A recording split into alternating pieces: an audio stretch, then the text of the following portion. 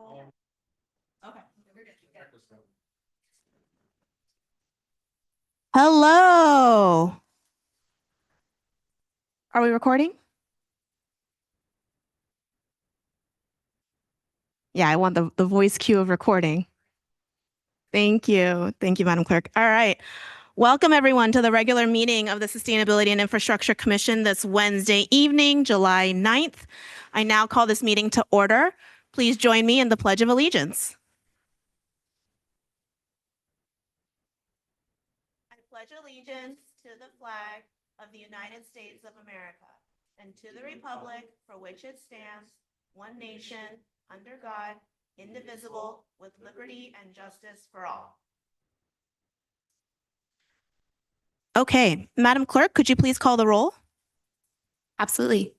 Commissioner Robbins, Here. Vice Chair Michael, Here. Chair Narita, Here. Commissioner Renault, Here. and Commissioner Kranz. He's here. Awesome. Great.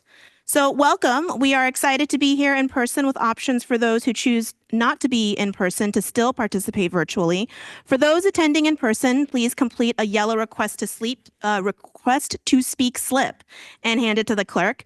If participating remotely, please use the raise your hand feature in Zoom and you will be called on at the appropriate time.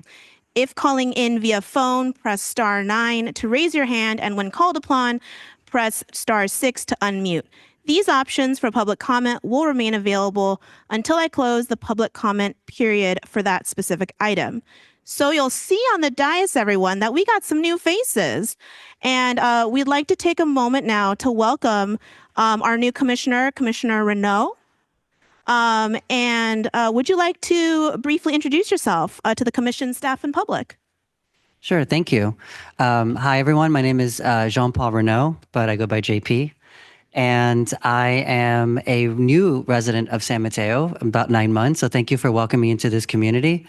I am the executive director of a community forestry nonprofit called Canopy that works in Palo Alto and Mountain View, East Palo Alto, North Fair Oaks, and Bellhaven to make sure that everyone has the benefits of trees in their communities. And we do so by bringing people together.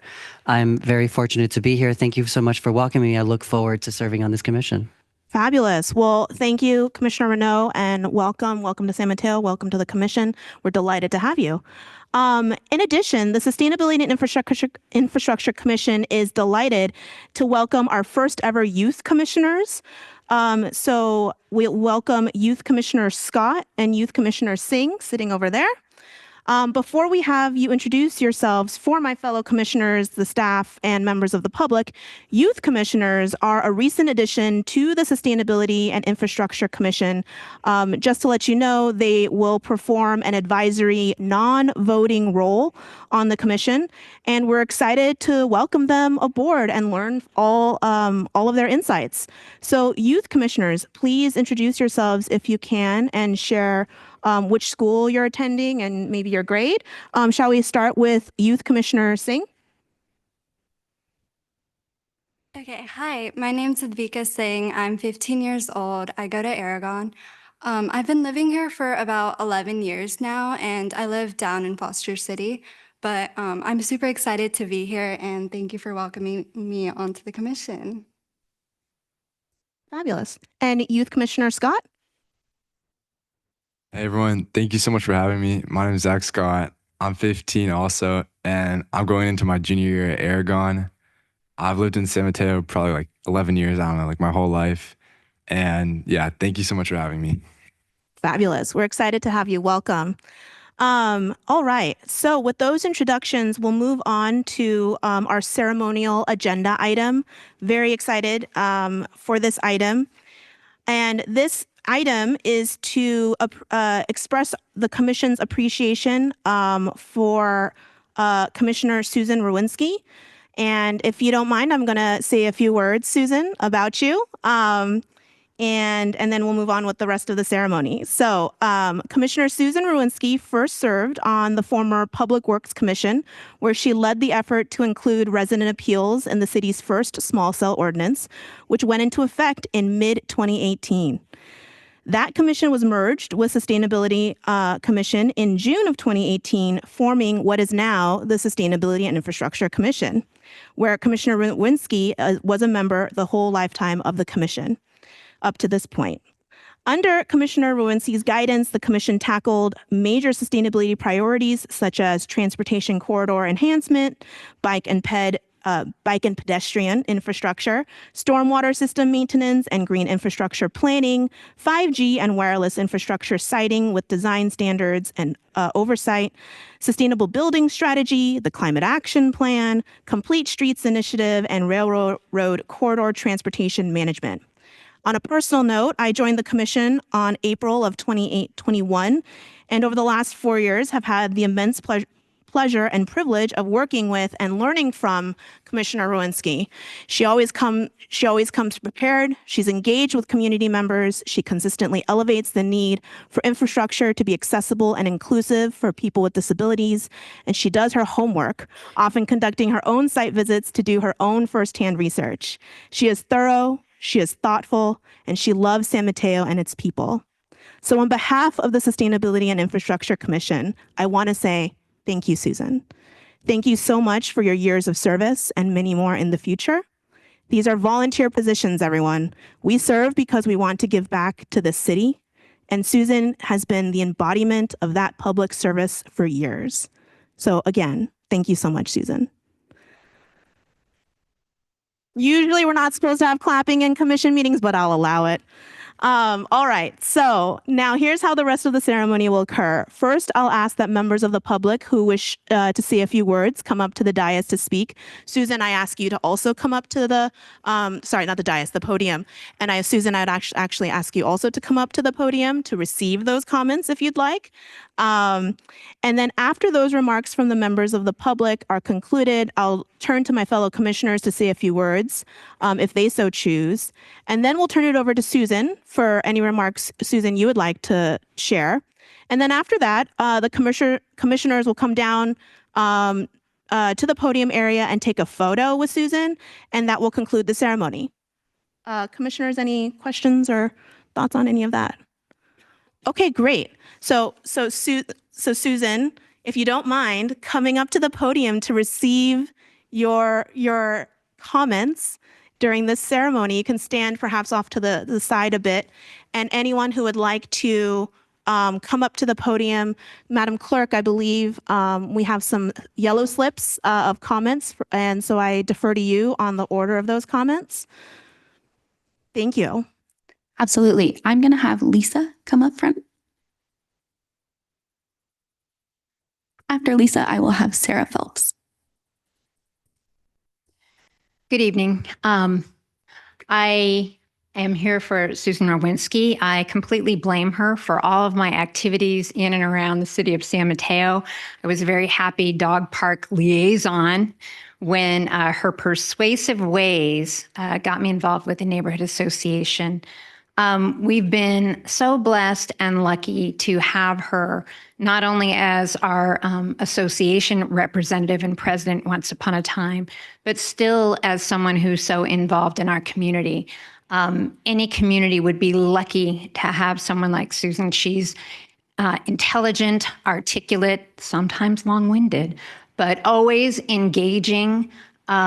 And she really digs down into the heart of things. And she always has the residents prioritized. And she's such a breath of fresh air wherever she goes. And I appreciate her. I appreciate her staying connected to the community even after she went off to the Sustainability Commission, the commissions. And I just am so grateful for her time serving the city, for her time serving our community and our neighborhood, and I'm proud to know her. This evening, the Beresford Hillsdale Neighborhood Association, of which we have 4 board members here, would like to just give Susan a small gift in thanks for all of her time serving the community.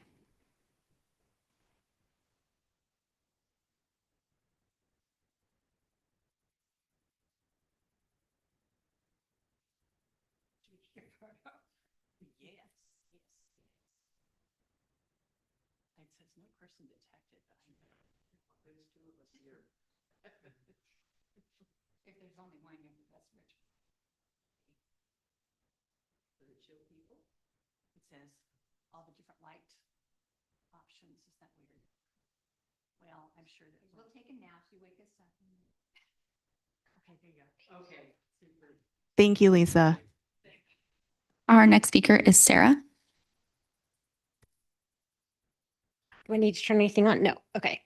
Susan, I am here. My name is Sarah Phelps. I'm here on behalf of Assemblymember Diane Pappin. Obviously, we helped write a letter for you of recommendation, and we were so glad that you made it onto the Senior Advisory Committee. And we wanted to thank you for your 9 years of service on this particular commission.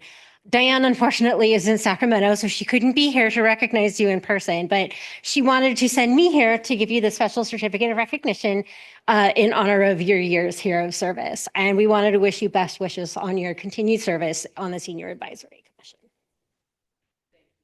I just want to make sure. Someone help us get a picture.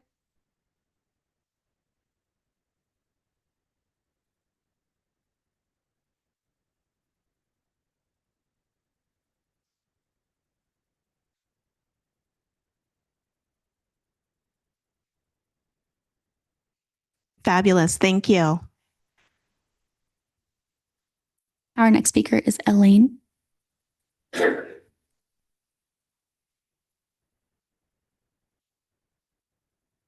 Hello, I'm Elaine Gilbreck. I live in San Mateo and I work at the San Mateo County Association of Realtors. And so I'm here tonight with our Government Affairs Director, Fernando Pena.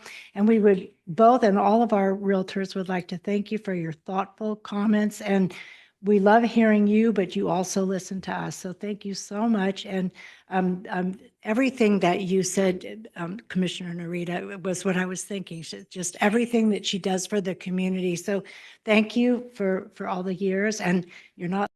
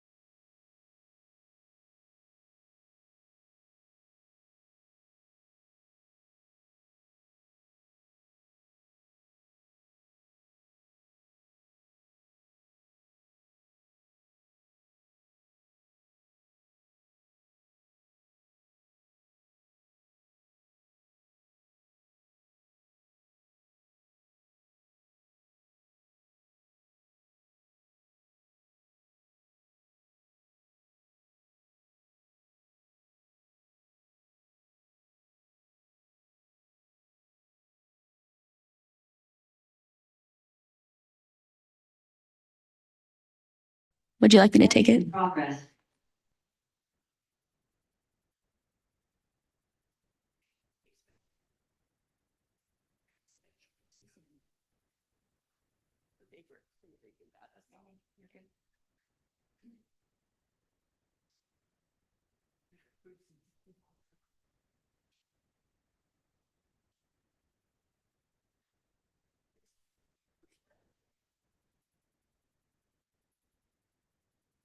Thank you.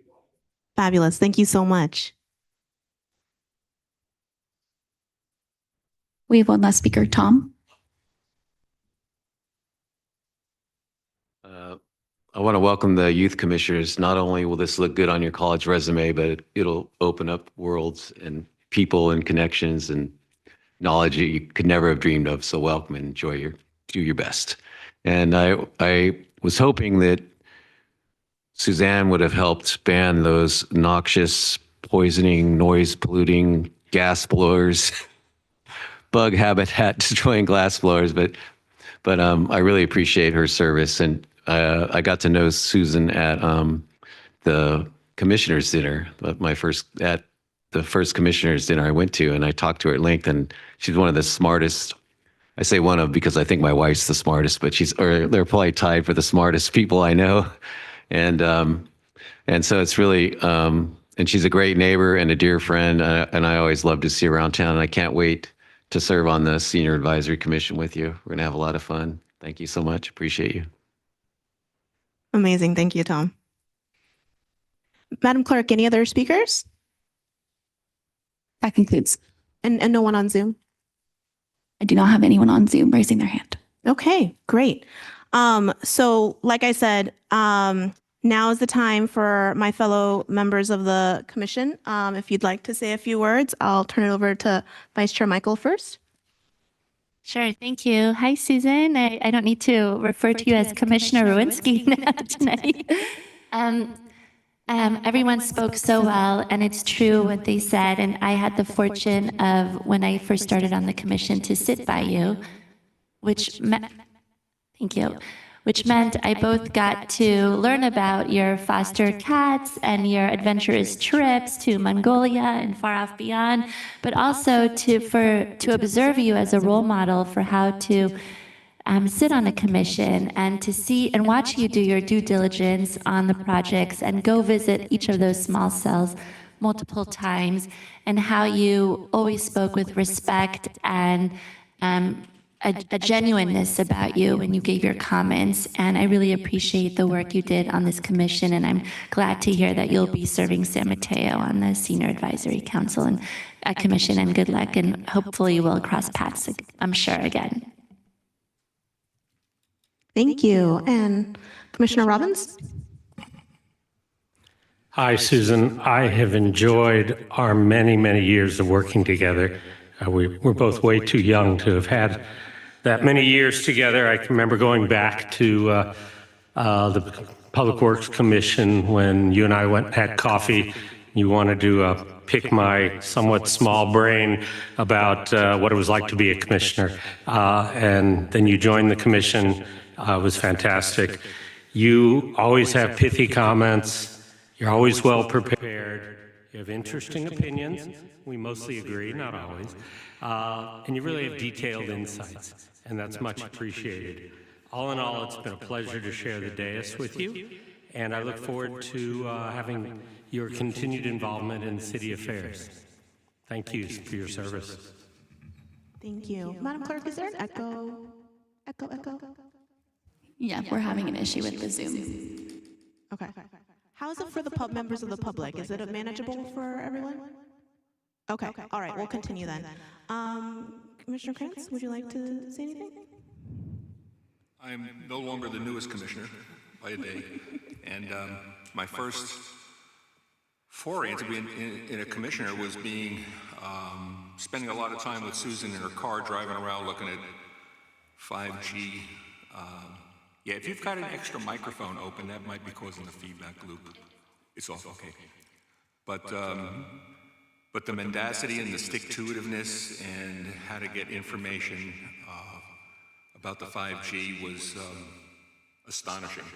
And I won't forget it. It's been a great experience. Thank you. Fabulous. Anyone else want to say anything? Sure. Commissioner Renaud? We just met 30 seconds ago, but I just want to make sure you know that even people who haven't met you, like myself, get a little bit about who you are based off of how you comport yourself here on this commission. I've been doing some research about how, some of the topics, and it's clear to me that you are committed to community. You make sure that everyone's voices are heard, and that was very important to me. And you inspired me, and I hope that I can continue that line of questioning and that focus for years to come. So thank you for your service. Thank you for inspiring the rest of us. Wonderful. Anyone else? Anything else? Okay, great. So Susan, over to you. If you'd like to say anything, please go over to the podium and share your thoughts.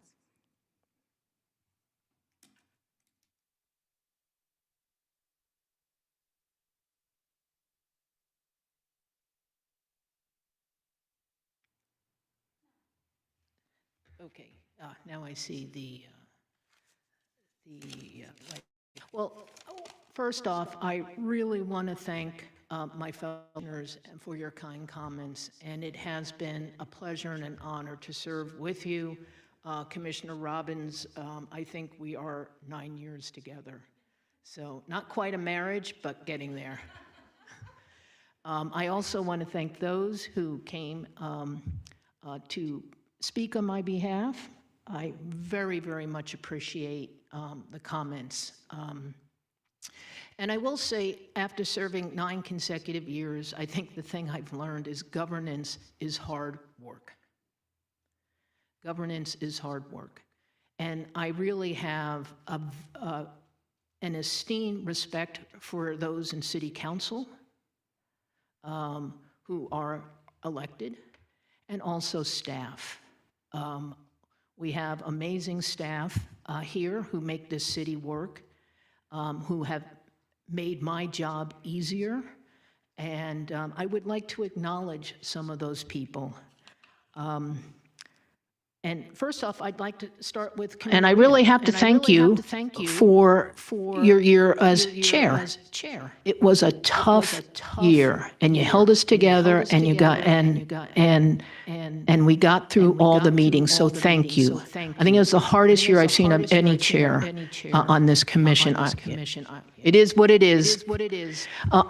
Regarding staff, I really want to thank Matt Fabry, our current Director of Public Works, Exalio Mitch, and Brad Underwood, both former Directors of Public Works, fabulous people to collaborate with in our role. On the staff side, JU, Jason Halar, amazing in terms of the work, the quality of work they produce.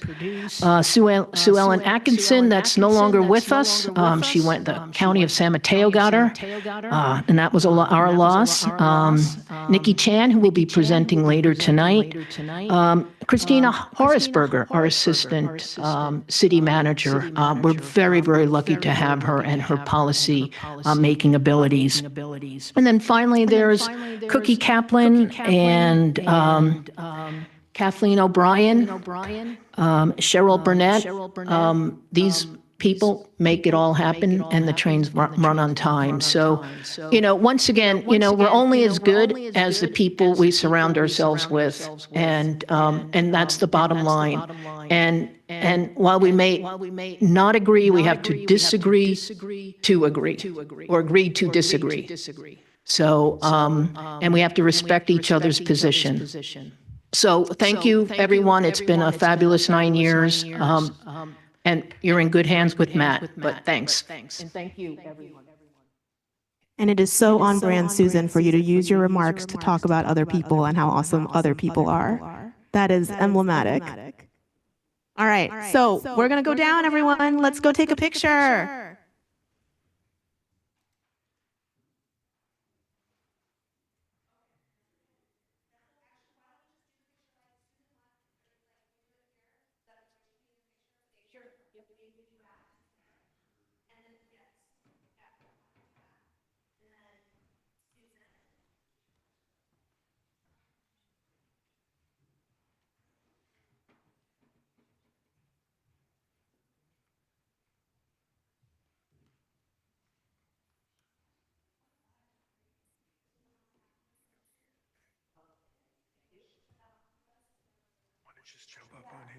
Yeah, I thought about it.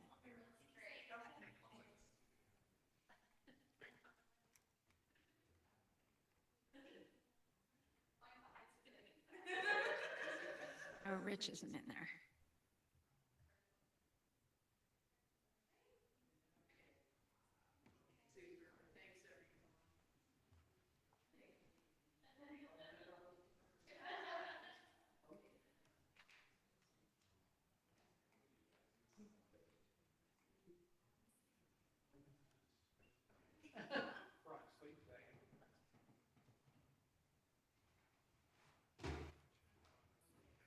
I'll be back.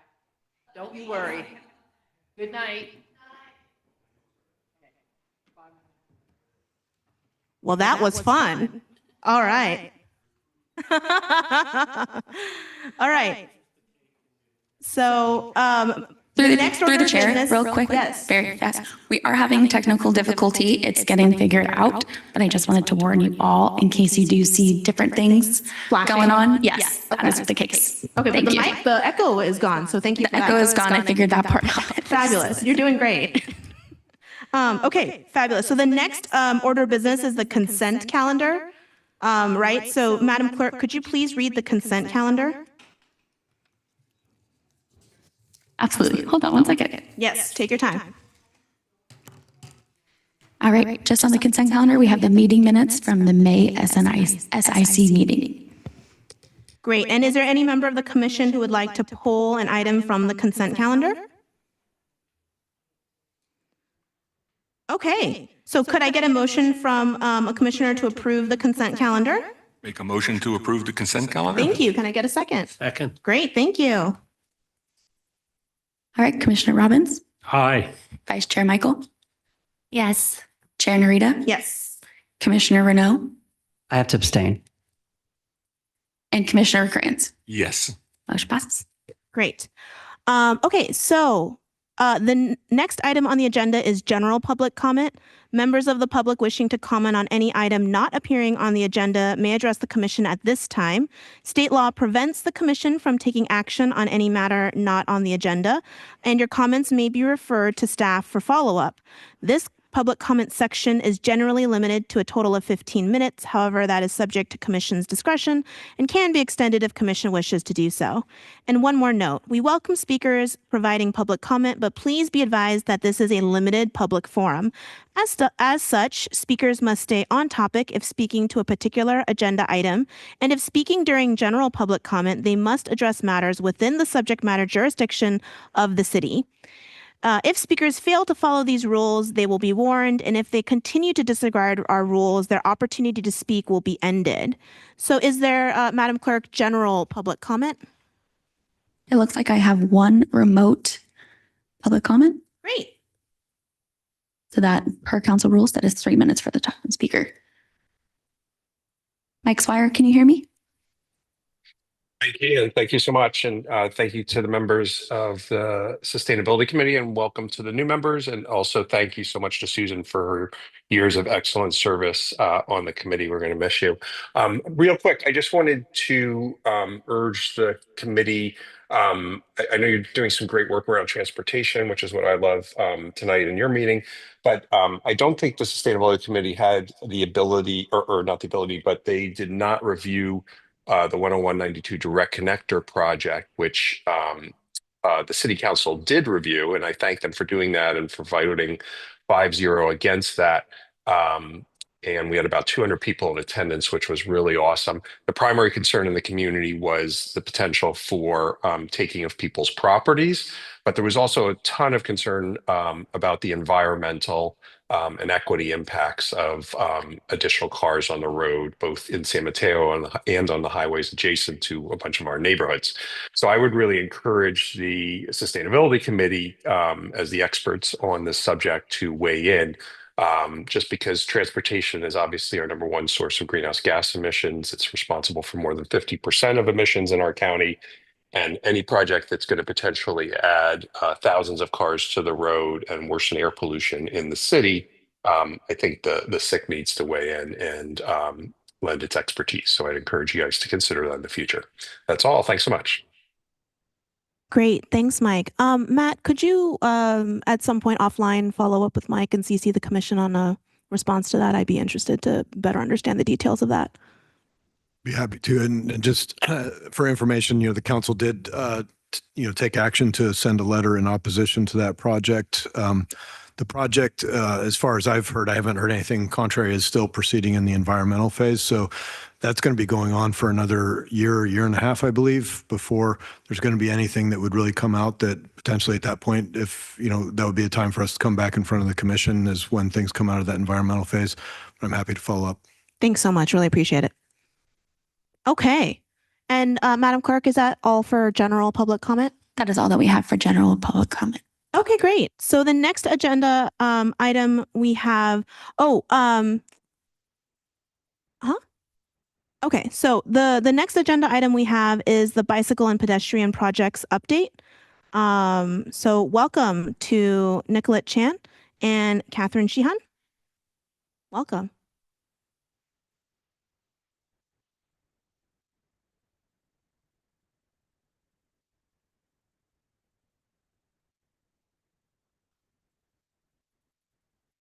Hello. Okay, great. Good evening, commissioners. My name's Nicolette Chan.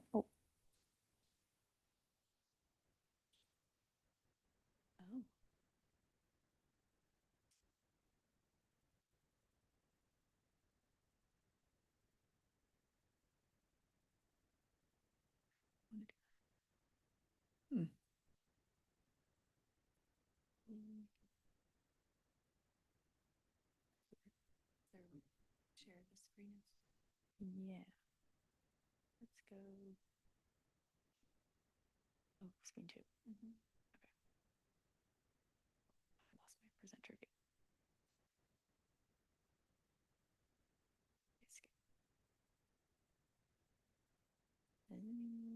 Oh, resume slideshow. No.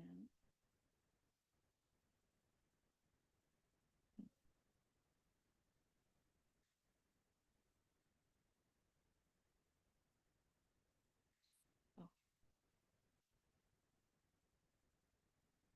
I can go with this, yeah. Okay, sorry about that. We're going to start over here.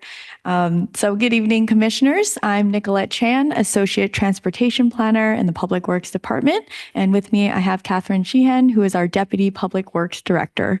And I have the great honor of giving you an update on all our wonderful bicycle and pedestrian projects.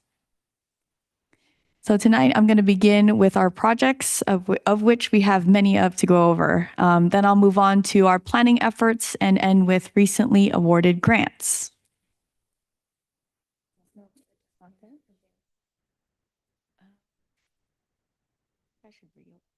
Is this real?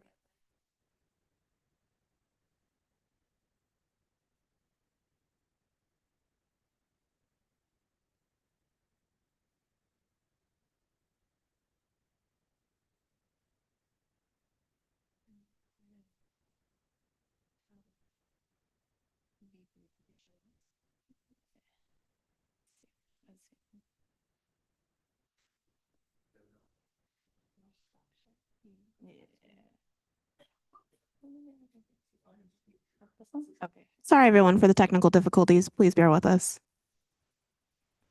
Maybe it's this one, screen two. Sure.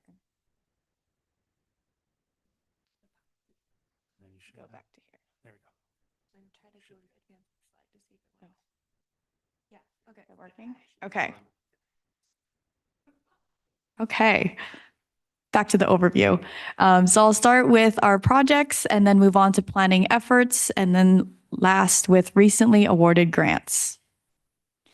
Now, before I start talking about our projects, I did want to make sure we're all on the same page about some of the terminology you may hear me use as I go through the presentation. So I have this slide on the types of bike facilities, which can sometimes get confusing. So I'll go over this really quickly. We have a Class 1 shared use path, and for this bike facility, it is an off-street facility where bicyclists and pedestrians share the space. An example of this we have in San Mateo is our Bay Trail. For class 2, that is considered or called a bike lane or buffered bike lane. This facility is an on-street bike lane where bicyclists ride adjacent to vehicles, and it's called a buffered bike lane when there is a horizontal separation between the bike lane and the vehicles. We do have bike lanes in San Mateo. One example is on Saratoga Avenue. And then we have class 3 bike boulevards, also an on-street facility where bicyclists share a lane with vehicles and there's no separation. What's important about bike boulevards is that we implement them on streets that are low speed and low volume so that bicyclists are comfortable sharing the road with cars. And to do this, we implement traffic calming elements to help reach that target speed and volume needed for a bicycle boulevard. We do have a bicycle boulevard on 28th Avenue near Bearsford Park right now. And I do want to mention that class 3 can also refer to a bike route. Now, the difference between a bike boulevard and a bike route is that a bike route has signs and may have sharrows or shared lane markings, but they don't have any requirement to have traffic calming on the street for a bike route. So with a bike boulevard, you're really using those traffic calming elements to modify the street and prioritize bicycles there. And last, we have the class 4, which is called a separated bike lane. You are on street, but bicyclists are in their own bike lane and separated from vehicles with a buffer that has a vertical component. And that can be a curb, a planter, or a flexible delineator. We don't currently have a class 4 bike lane in San Mateo, but we are working on one on 28th Avenue, and you'll hear about that later on in my presentation. I also wanted to go over our active transportation plans. We do have many of them, and they guide how we want to implement walking and biking and making our San Mateo city safe. And so first, we have our bicycle master plan, which was adopted in 2020 and contains the vision for improving and expanding the city's bike network. Next, we have our 2012 pedestrian master plan, which contains infrastructure and programmatic improvements with the goal of making the city more walkable, safe, and healthy. We then have our transit-oriented development pedestrian access plan, which was adopted in 2022, and that includes infrastructure improvements to help create comfortable walking routes to our 3 Caltrain stations and along El Camino Real. And then lastly, we may all be familiar with our General Plan 2040, which is our guiding vision to how we want our city to grow and develop over the next years. Okay, let's dive into our projects. Downtown Parking Garage Pedestrian Safety Project. With this project, we are constructing pedestrian safety improvements specifically at Central Parking Garage and Main Street Parking Garage. And this project's important because at these garages, the entrance and exits of the driveways come right up to the sidewalk. And a lot of times cars can't see pedestrians about to cross the driveway until they're already in the sidewalk. So what this project aimed to do was improve visibility and safety between vehicles and pedestrians. Some of those improvements were a new speed bump at Main Street Garage to slow vehicles down as they exit the garage. We have new signs at the exits to direct pedestrians to use Main Street instead of the driveways to enter the garage and exit the garage. New pavement markings and convex mirrors. And then at Central Garage, an example is audio and visual warning devices, which alert pedestrians of exiting vehicles and vice versa. And happy to say this project was complete this past winter. Delaware Street Safe Routes to School Corridor. For this project, we're designing and constructing a Class 4 separated bike lane and a bike boulevard on Delaware Street from 19th Avenue to Pacific Boulevard. This route is particularly important because it provides north-south connectivity and provides key access to destinations like the Event Center, Fiesta Gardens International School, the Nueva School, and the commercial corridor along Delaware Street. This is a priority project in our Bike Master Plan, and that also makes it City Council's priority, specifically priority number A15, which states that we are implementing all high and medium-high priority projects. And you'll hear me talk about the City Council priority A15 a lot this presentation. We have a budget to cover both design and construction for this project, totaling about $3.2 million, and that stems from both grant funding and local funds. And I am happy to say we've done a lot of outreach for this project. In April, we had 2 community meetings at Fiesta Gardens and at Nueva High School.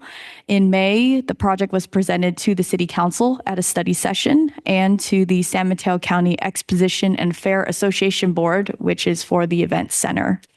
And we are aware of the concerns that the community told us about at those meetings and are working through them. Some of them, just to highlight, is parking removal of 5 spaces between Saratoga and Bermuda, which is the northern part of this project, and also the reduction of southbound lanes from that same segment, Bermuda to Saratoga. There will be another community meeting coming up in August, on August 19th at Fiesta Gardens. And shortly after, we hope to wrap up the design phase at the end of this summer, and construction will start after that. Pavement management projects. So when there are paving projects, we do aim to integrate bike facilities with those projects because a smooth pavement makes for a nice bike ride. And so we have 4 bike facilities being implemented with current paving projects. We have 3 Class 2 bike lanes on 5th Avenue, South B Street, and Campus Drive. And then we have a Class 3 bike boulevard on South Grant Street. 2 of these projects are high priorities in our bike master plan, and all of these bike facilities will be implemented this year. And I wanted to point out some impacts from a couple of these projects. So on 5th Avenue for the bike lane, it will require removal of 7 parking spaces on 5th Avenue at El Camino Real on the north side of the street. And we did evaluate parking occupancy at peak hour for to study this area, and we did find that there is availability on street during peak hour, and that there's also availability in the nearby garage at Tennis Court Garage if people aren't able to find parking on street here. And there is one more project, so the Campus Drive lane reduction. Oh, one more thing for this one. Oh, no, that's it. Campus Drive also has some impacts. So we are going to remove 1 lane in each direction on Campus Drive. And this decision was made because there's a new development project that has approved striping plans that connect directly to the street.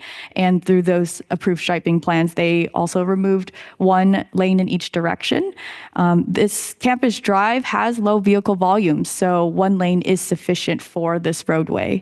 And also having a narrower and fewer lanes helps reduce speeding, which improves the overall safety of this corridor. And so the pictures here, the before picture, you can see it's a really wide street with 2 lanes in each direction. Right now, we do have temporary striping out there and have already reduced the lanes to 1 lane in each direction, and the buffered bike lanes are there right now. And then after the new development project has implemented their side of the road, we will then put in our permanent striping here as well. We have a paving project that is complete, and that's phase 5B. And with that, we have new updated bike lanes on South Norfolk Street. The change was that this bike lane now has painted lanes on either side of the bike lane and the green backing on the pavement markings and conflict markings. There is a segment that wasn't paved, and so the bike lanes were not updated in the middle of these 2 segments, and we plan to include that in a future paving project. We have multiple projects planned for the Peninsula Avenue corridor, and the goal of that is to improve the corridor for all modes, and I'll go over each of these projects individually. First, we will be refreshing roadway markings on Peninsula between San Mateo Drive and Humboldt Street. And what that means is that we'll be repainting the travel lane lines, the arrows, and the crosswalks on the street. And this project should be done shortly this summer. In the medium term, we have a project located at the intersection of Peninsula and Delaware, where we're doing some traffic signal modifications. This intersection was identified in the local roadway safety plan as a high priority project. And because of that, the plan identified a number of short-term intersection improvements that could be done to improve this intersection. And that's what this project is going to do, take those improvements from the plan and design and construct them. So some of those improvements include a high visibility crosswalk, flashing beacons, and improved lighting levels. We do have local funds secured for this project, and we'll be posting the request for proposal to hire a design consultant this month. In the longer term, we have the Peninsula Corridor Complete Streets project. This will be a bi-jurisdictional effort, meaning we'll be working with Burlingame on this process since we share Peninsula Avenue. And for this project, we're going to be starting with the planning and conceptual phase, which means we are going to be understanding how the street is currently used, what are the existing conditions, what is the feasibility of improvements that can be made, and have some planning level cost estimates. Some of the improvements we'll be looking to do here are looking for opportunities for green infrastructure, for repaving, and for putting in the Class 4 bike lanes that's proposed in our bike master plan. This is a very important corridor considering it connects us to Burlingame, and it'll connect our bike network to the bike facilities on Humboldt and North San Mateo Drive. This is a high priority project in the Bike Master Plan, also making it a City Council priority. We have $250,000 from local funds dedicated towards the planning and conceptual phase, and we plan to apply for grant funding to support the design phase. And we hope to start this project this fiscal year. 28th Avenue Gap Closure Project. For this project, we are designing a Class 4 and Class 2 bike lanes. I do want to note that there was a slight mistake in our agenda report, which mistakenly said where the bike lanes will be. So for this project, our preferred design has Class 2 bike lanes from Edison to El Camino, and then Class 4 bike lanes from El Camino to Kine Street. And this project will directly connect to the bike lanes that's being implemented as part of the Delaware Safe Routes School Corridor project. This is we have 3 goals for this project. The first is to improve safety for the crossing at El Camino Real and to improve connectivity to the Hillsdale Caltrain station and for those traveling east-west on 28th Avenue. This is a high priority in the Bike Master Plan as well as a City Council priority, and this is a mostly grant-funded project. We worked on, in April, we amended the project scope to change a couple things. One was we removed Delaware Street intersection from this project because the Delaware Safe Routes to School Corridor project designed that project instead. So that was removed from here. And we also added opportunities for additional outreach. So we will be having 2 community meetings in September to show the community the 35% design. And we hope to wrap up the design phase next year. 19th Avenue Fashion Island Multimodal Improvement Project. So for this project, we're designing and constructing a Class 4 bikeway as well as pedestrian crossing improvements along 19th Avenue and Fashion Island. We are working closely with the San Mateo County Transportation Authority and Samtrans on this project. And this project really does expand our bike network by a lot, and it'll also connect to the Delaware bike lanes and to the future mobility hub that'll be at the current Caltrain Park and Ride lot. This is a medium-high priority in the Bike Master Plan, which still makes it a City Council priority. And for the design phase, that's mostly grant funded through the SMCTA Bike and Ped Grant. And for the construction phase, the estimate cost for construction is $21.5 million. We are still applying for grant funding to fill the funding gap, but right now we have funds from local funds, from federal funds, and from regional grants. There will be a community meeting actually next week to go over the 35% design for this project, and that'll be at Nueva High School. If you're not able to attend that, there is an online survey on the project webpage, and the survey link is actually on the top right of this screen, and that'll close at the end of this month, and the design phase should be complete next fall.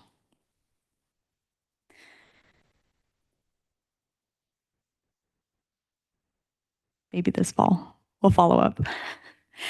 3rd Avenue and Norfolk Street intersection safety improvement project. For this project, we're designing and constructing a Class 4 bike facility and improving pedestrian crossings here. This is a medium-high priority project and a City Council priority, and it also responds to the findings from the community who had concerns, and we heard it from the online survey that was distributed in 2023 as part of this project. And what we heard was that this particular location has pedestrian vehicle turning conflicts, and also that bicyclists are uncomfortable when they ride in the street to try to take a left turn to access the 3rd Avenue bike ped bridge and to get across Norfolk. So this project addresses those issues because it's going to have protected left turn signals, protected left turn phase to separate vehicles that are turning from pedestrians crossing. And it'll also separate where bicycle and pedestrians cross the street. So bicycles will cross at the Creek Trail and pedestrians should proceed north and cross at the intersection. We have design and construction funding here. It's almost 50-50 split between federal grants and local funds. And there was a community meeting held earlier this year in January on the final design. Shortly after, we started the first phase of construction, and we have 3 phases here.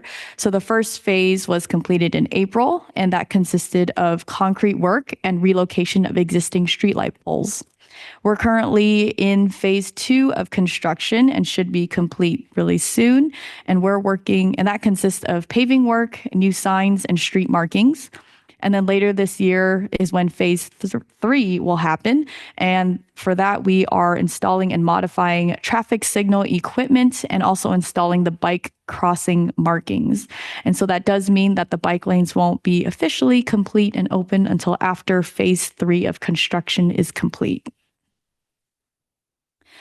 Hillsdale Boulevard and Alameda de las Pulgas traffic signal safety project. We are designing and constructing a new traffic signal and protected intersection here.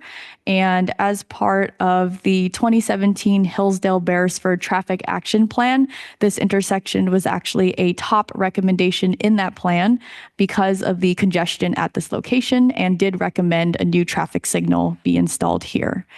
This is a really important intersection because it does provide key access to nearby destinations like Hillsdale High School, Abbott Middle School, Hillsdale Branch Library, and Laura Elementary. So lots of youth coming through here.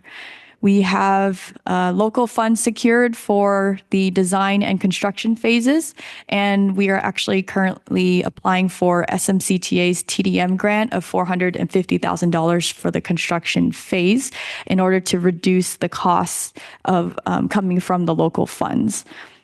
And there will be a community meeting on the final design this fall, and that will wrap up the design phase, and then construction will start after that next summer. Poplar Avenue and Humboldt Street traffic signal project. So again, designing and constructing pedestrian safety improvements at this intersection. And this intersection is important because it leads to the US 101 entrance and exit ramp. And also there is construction of a new school building at the southwest corner of this intersection. And that is supposed to be open this fall when the school year starts. So we will be expecting more people coming through this area, which is timely for this project. This intersection was also identified as a top 3 priority intersection in the local roadway safety plan. And it was identified as a top intersection because of the history of pedestrian collisions at this intersection. Interestingly, almost all of those collisions involved left turning vehicles. And so that's why, as part of this project, we will be implementing protected left turns, again, separating the left turning cars from pedestrians crossing the street, leading pedestrian intervals, also known as LPI, so pedestrians get to cross before cars get a green light, and then improve lighting here. We have about $1 million in local funds to cover design and construction. The design phase did complete in April, and we do have a construction contract in place, so construction is going to start soon. Hillsdale High School 31st Avenue Pedestrian Safety Improvement Project. For this project, we are designing pedestrian safety improvements and a protected intersection at the Alameda de las Pulgas intersection. This is an important corridor as well because most of the students at Hillsdale High School get picked up and dropped off on 31st Avenue. And 31st Avenue itself is an important corridor because it connects directly to the Hillsdale Mall and the Hillsdale Caltrain station.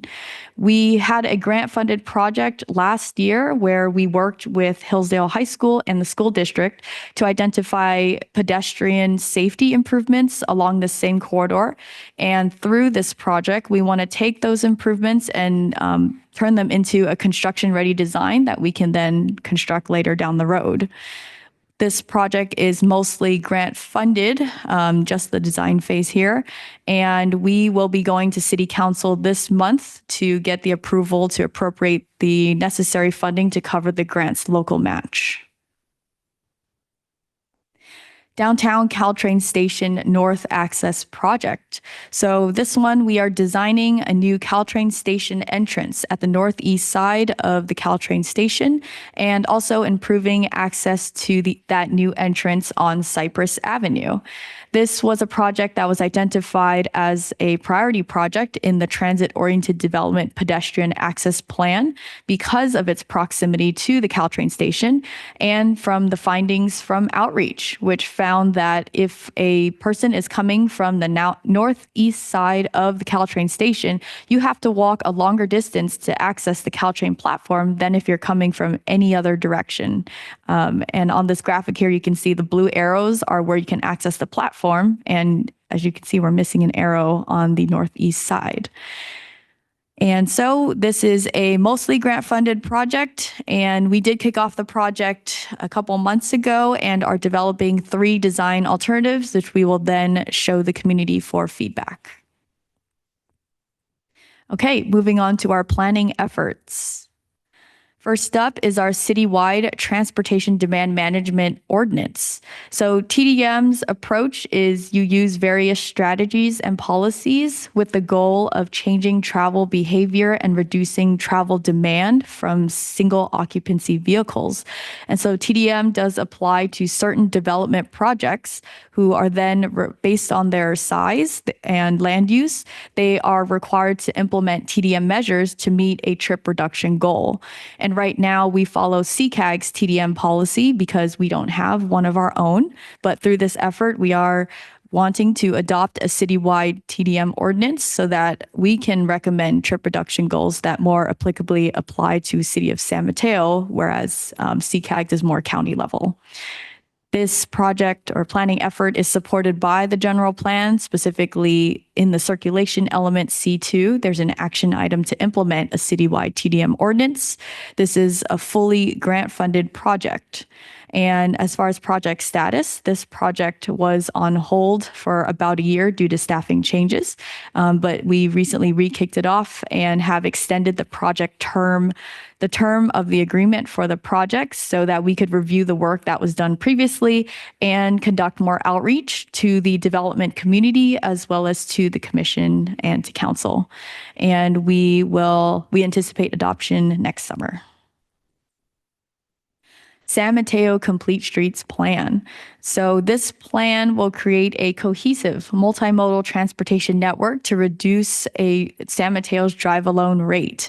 And we will be looking at all of our transportation plans. Most of them I mentioned at the beginning of this presentation, like the pedestrian master plan, bicycle master plan, sustainable streets plan, green infrastructure plan, and seeing and really what this plan will help us do is make decisions about how we allocate public right-of-way and how we prioritize certain travel modes on streets. This project is supported by the general plan as well, specifically circulation element goal C1, which has an action item to complete and implement a complete streets plan. This project was also on hold due to staffing changes, but also we have other projects that we need to fold into this project, and we need to rethink the scope. And some of those projects are the Humboldt Bike Lanes Alternative Project, where we need council's direction on what we are doing with the Humboldt bike lanes, and then also the Train Horn Quiet Noise Project, which may result in the closure of streets in North Central. So we'll need to relook at circulation. Another thing we're going to fold into this plan is the North Central Complete Streets Plan. So all that would be folded in together. And we have the Humboldt Bike Lane Alternatives Project. So this project stems from the bike lanes that were constructed on Humboldt Street in 2022 as part of the project at the time, which was called North Central Bike Lanes Project. On Humboldt Street, we had to remove about 170 parking spaces to accommodate those bike lanes just on Humboldt Street. And so 2 years later, in December 2024, we held a community meeting to ask the community how these bike lanes on Humboldt have impacted them. And at that meeting, over 110 community members attended, so it was very well attended. And after that meeting, we did take the findings from outreach and we presented it to the city council in February of this year. And at that city council meeting was when council directed staff to explore the feasibility for a bike boulevard on Idaho and Fremont streets as an alternative to the bike lanes on Humboldt, specifically between Indian and Second Avenues, and also look at street lighting improvements. And so that's when this project was born, to answer city council's direction. As far as budget goes, we do have $200,000 in local funds, specifically to explore city council's direction for the bike boulevard. We conducted our first community meeting of 3 meetings last month at the King Center and had 58 attendees. And we also have an online survey that is still live for those who missed the meeting, and it'll be open until this Friday. As of today, we had 103 responses to that survey. And looking forward at the project schedule, like I said, we have 2 more community meetings coming up. The next one will be in late August, and the third one will be in late October. And then we will be presenting the findings from all of 3 community meetings to the commission later this year.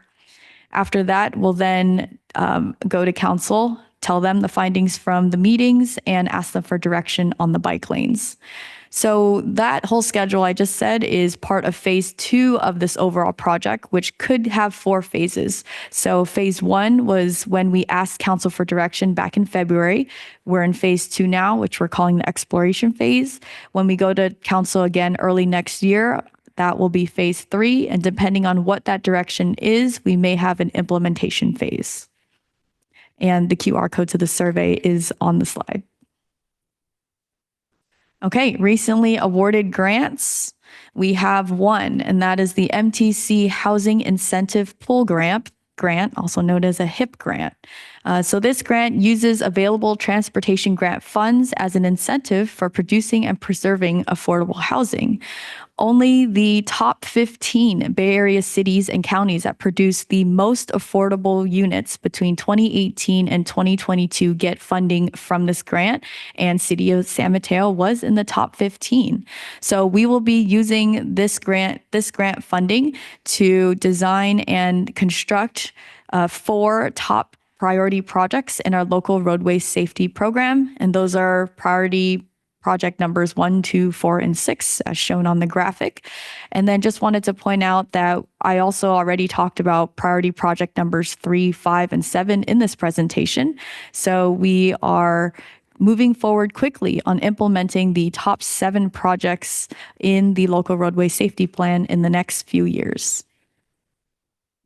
That concludes my presentation. Thank you for bearing with me on all those projects, and myself and Catherine and Matt are available to answer any of your questions, and other staff that are on standby.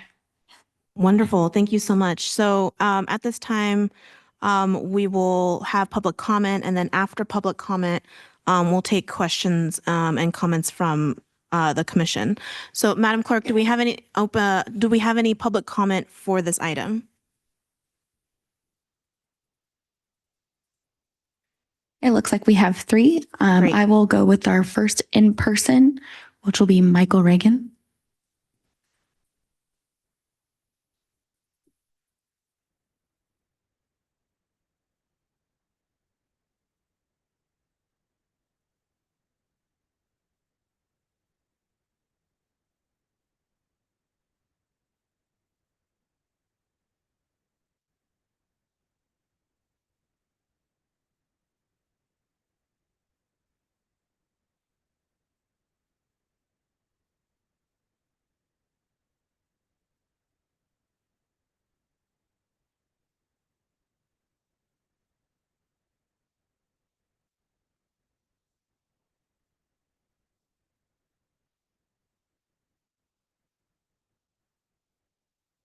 Thing that's disturbing to me is the Hillsdale Alameda project. I was on that committee, the traffic action plan in 2017, and that was our top priority. That project has been pushed back and pushed back and pushed back. I have not heard of this popular Humboldt signal light. Evidently, that a project that just popped up that says evidently superseded our Hillsdale Alameda project. Now I find out that the money that was allocated for that project has been turned over to the popular Humboldt, and now we're again looking for money to finish that project. That's not going over well, and it won't go over very well with either the high school or the residents of San Mateo. The other thing that I want to mention is that I did work with the school as president of BHNA on this particular Hillsdale 31st Avenue, and I happen to live on 31st Avenue. And we worked simultaneously trying to make the improvements. We were quite overjoyed when we got this grant, but now that that we've got this grant, we haven't heard hide or hair about the project. You say that you're working with the school, but it also affects the neighborhood, the people that live there, that walk at night, that use the facilities, that use the high school track and that type of thing. So we do also want to be included in, or have some idea what's going to happen there. And then finally, the thing is, I wrote it today on the next door with the bicycle, and as far as the construction, I don't know, I'm on a lot of committees, but I also was on the Citizens Bicycle Committee back in 2020, and we helped design the bicycle network. And the thing with bicycles and cars and the like is the fact that a good example is if any of you guys have a chance to going down, right now it's not a school district, the school's not in, but the school on Santa Cruz in Menlo Park. About 100 kids drive their bikes there. And if you guys ever have a chance of going down there and looking at it, it would be great that you guys could see what a really good bicycle community that actively works with, the cars and the bikes does. So if you ever get a chance to look at that, thank you for your time. Thank you so much. Thank you for overtime. I have two online speakers. I'm going to call on Max Montner first. Max, can you hear me?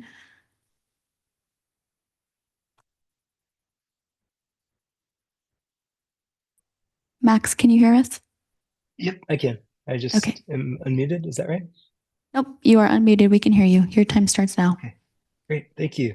Yeah, this is all very thrilling to see. And I just wanted to share how positive I am on all of these improvements. In particular, a few that stand out big for me are the various MTC grant funded improvements to Humboldt. It sounds like I don't think the specifics were shared, but it would be really helpful to hear just what improvements are being made along the corridor where the bike lanes currently exist, and perhaps how those improvements might affect the outcome of design alternatives that are being discussed around Humboldt.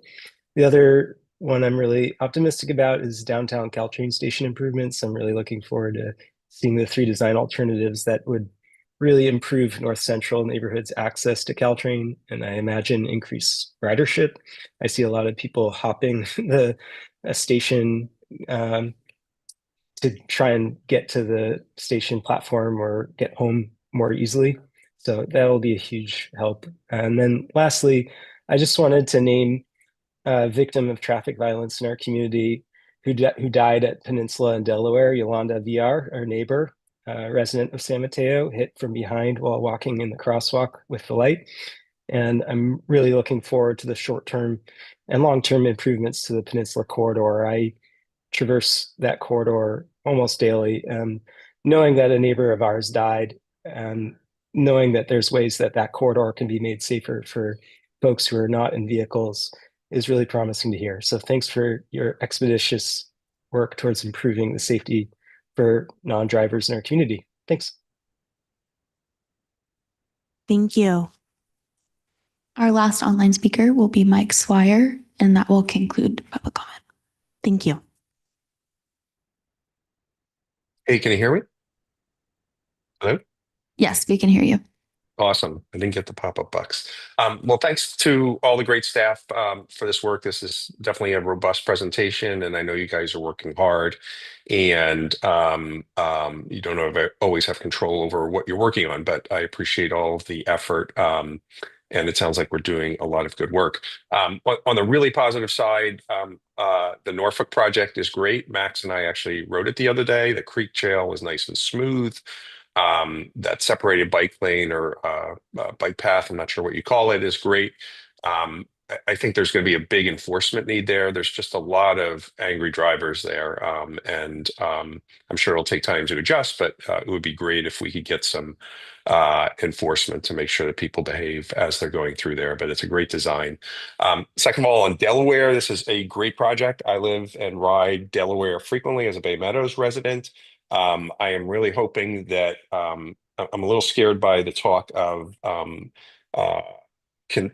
new things we're hearing from the neighborhood and whether or not changes are made. The lane changes are minute at best or at most.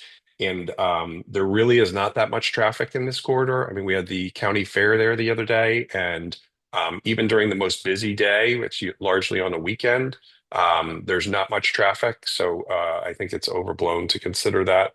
And I'm really hoping we can continue to get our first really protected bike lanes there. And then 19th is also a really great project. I really hope we get funding there. I would encourage the city to reach out to the citizens of Foster City also to get their input, because it basically goes right to Foster City, and you could potentially have a lot of kids biking from Foster City to San Mateo High School, where they go to high school, and also via the Humboldt bike lanes. And I'd also at some point want you guys to look at connections to Humboldt, because I think that provides an opportunity. It's a little sketchy. On the downside, as Max referred to, we've had 3 pedestrian deaths in 6 or maybe 8 months now. That's unacceptable for a city of our size. I'm not sure what the response is. I've heard some good things on Peninsula. The bike boulevards, I just want to make sure that we understand that bike boulevards do not improve safety. The state is actually considering defunding bike boulevard projects henceforth, because they really do not provide any type of separation or protection. I live on 28th in Bay Meadows, and there's absolutely zero protection. There's a little sign that says bike boulevard. That does not, even on a lower traffic street, that does not make it safe. And I'm really discouraged that so many of the projects that we see across the city are bike boulevards, because we're unwilling to sacrifice any type of parking or travel lane in many cases. I know you are in others. And then, of course, Humboldt is continues to be a quagmire. It's like the Vietnam of San Mateo. I'm really discouraged that we're spending so much time and money debating this. It's really ad nauseum at this point. Thank you, Mike. Okay, thank you. Bye.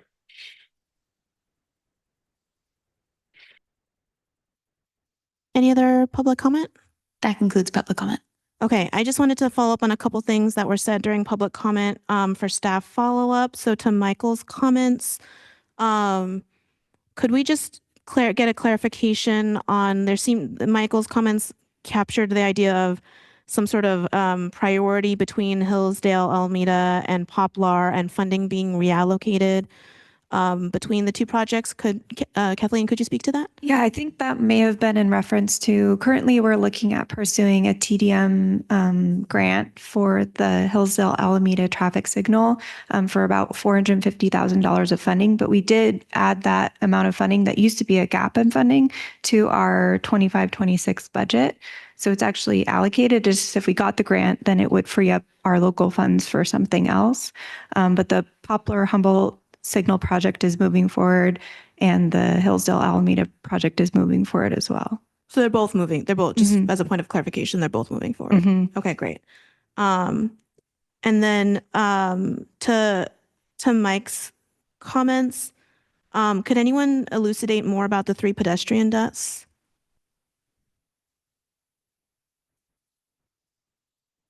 I know that there was a pedestrian that was, as I think Mr. Mautner referenced, there was a pedestrian that was killed at the peninsula in Delaware. There were, I think there was a pedestrian that was killed on El Camino Real, and then another one on 19th Avenue, Fashion Island Boulevard. We don't have all the details in terms of the circumstances on all those situations, so I can't comment on the circumstances. Okay, thanks. Thanks. Okay, great. So thank you so much for those great public comments. Really appreciate it. And at this point, we'll open it up for questions and comments from the commissioners. Would anyone like to go first? Great. Thank you, Commissioner Krantz. You bet. Yeah, Steph, thank you so much for your hard work. I know it's not easy and it's rather complicated, but thank you for that. Hey, quick question. Actually, lots of questions. These projects cost money. Do we have a dedicated grant writer? Would there be a benefit if we investigated that, or what's your thoughts? So we recently brought on board a consultant grant writer to support us in writing grants. So for transportation projects, I think about 70% of our projects are grant funded. So it's quite important to the success of our transportation program. So that consultant is on board and has already been helping us with some of the Transportation Authority grants that we're currently pursuing, as well as not just in transportation, but really citywide. Right. Frequently, they can take information they got from other cities, bring it to our city, and help us get funding even better. So with the mandatory building and increased population, San Mateo is going to change. We're materially going to change, and it's your guys' job that's easing us into the future so that we come up with projects that work. I'm going to guess there's probably a bicycle in every garage, and by increasing the infrastructure of bikes and other intermodal transportation, scooters. I know I was recently to a meeting, talked about electric scooters, and I think it's going to be important to get the groundwork laid first. Otherwise, you're not going to have anywhere to ride your bike or your scooter to get to work, to get to school, to get to Trader Joe's, that type of stuff. So just a couple of quick questions. I'll get to that in a second. The Hillsdale Bridge over 101, I heard it's not happening. Is there any chance of resurrecting that, or is there any thoughts? That would be a huge benefit for that part of San Mateo, that part of Foster City, to get over that death trap of Hillsdale trying to cross over. I think right now, the project that we had conceptualized was just the cost of it was exorbitant. And so what we need to do is kind of rethink what that could be.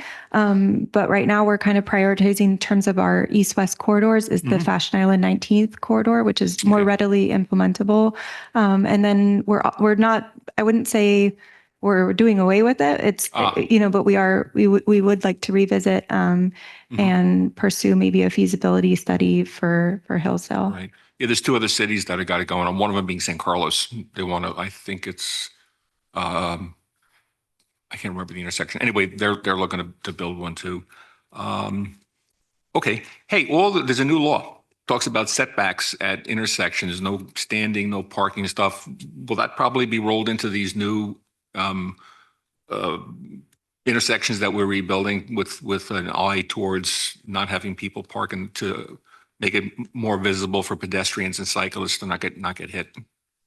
Are you talking about the AB 413? Yeah. Oh, okay. So now 20 feet approaching a crosswalk, there's no parking allowed. Right. So that's actually in effect as of January 1st of this year, anywhere, even if you don't see a red curb. However, we are going in and adding red curb in areas throughout the city just to offer greater awareness and clarity over that being prohibited. So we're starting on, we got a contractor on board to help support that effort and more rapidly deploy the red curb marking. But yeah, we're going to be implementing that both on projects as they're constructed, as well as doing some standalone striping work, starting with schools and then focusing on your parks or pedestrian areas as a priority. And then looking at other areas of the city as a future year. Will you be doing traffic calming where you actually bring the curb out a little further so that there's obviously no parking and it makes it feel a little bit narrower so people will drive slower? That's a good question. So curb extensions or bulb outs are definitely something that we consider when we do look at traffic calming. I would say we do that in accordance with like a project that we would plan, like a traffic calming project, not necessarily related to AB 413. But of course, we would consider the new law when designing projects. Got it. Okay. Shifting gears, the pavement management project. One of my pet things I notice is Mariners Island Boulevard, Edgewater Boulevard over 92, the overpass. The subsidence appears to be getting worse. Is that on your radar? We have Stephanie here as our construction manager and manages our paving program. So Right on cue. Hi. Hi. Is this on? Oh, yeah. What a great question and perfect timing. You owe me $10. Because Monday, we're going to go in and do some temporary improvements with there. So Monday, you'll see us there on site. We're going to do a little bit of concrete work in the median because I need to raise the curb so that the water will still flow over to the gutters. But my contractor is going to come in and he's going to do like a wedge pave to raise so it's not so abrupt at Increase the that scope. bridge. Yeah. Yep. But this is not a permanent fix. Right. The whole area around that bridge is settling and the bridge stays put. Are you thinking geofoam? Yeah, it's going to be a big, expensive project where we currently don't have any money, but I think everyone's had enough of the bumps. We found some money to do temporary repairs and they should last, I would imagine, at least 7 years until we can get. Right. Yeah, the bridges over at Foster City are like butter. It's really- And we're actually taking, because they've done one we've been there. recently, so we're taking in some of that. Well, thanks. I'll try and be really brief because I know we have other people that want to talk. I get it. 19th Fashion area. I've been getting a lot of phone calls. What am I, a lightning rod? But anyway, people are a little upset. They want to know what's going on. I'll let them deal with it on their own. But a couple of quick questions. Can 19th be widened? I think we talked about it today. And again, I don't want to, what's the word for it, blindside you with questions that you didn't expect. But there is going to be some community questioning on that thing. I looked at it and I'm not a professional engineer. I get it. I don't think it can be done. I don't think you got 10, you can't say that. You've got a lot of, you can have anything you want. You just can't have everything. And I think we're now adding a bike lane and the optics on it are like, that traffic is going to it might take you a little bit longer at 4 o'clock. So any thoughts on that you want to share with the group? So first, I would encourage anyone curious about the Fashion Island project to come to the community meeting that's going to be next Tuesday, where it'll be some 35% plans will be shared and lots of information about the project. Generally, we are working within the existing footprint to keep the project within cost. However, there are some areas where we're looking at widening at the intersection. So that is something that we're looking at in collaboration with Caltrans. Okay. Just to support the intersection. Just to design. add to that, I think the way it was presented tonight was in the context of this being sort of our bike and ped update. And so it was presented sort of in the context of the bike improvements that are happening with that project. But part of that project is also intended to improve the congestion situation out there. That definitely includes the Norfolk intersection as well as the bottleneck in terms of going over Mariners Island. And so there are proposed changes that would include potentially shifting from 2 westbound lanes on Mariners Island to Norfolk to 2 eastbound lanes, changing so that we have 2 through lanes coming from 19th Avenue across Norfolk, so that you have 2 lanes that can get across there. So we are looking at improvements of the project in addition to the bike facilities that would improve the congestion situation out there. And so I think that is a message that maybe we didn't do a good job of conveying in terms of talking about the project, but I would definitely, as Catherine said, encourage people to come to the meeting on Tuesday, because all of that will be explained and presented in terms of what we're looking at. So Last, we talked about this earlier. There's a lot of stuff going on with the 92-101 approaches. You want to add a lane for that. It's going to probably involve some concrete columns. Is that going to negatively affect this project if Caltrans decides that they need to build out more infrastructure for 92?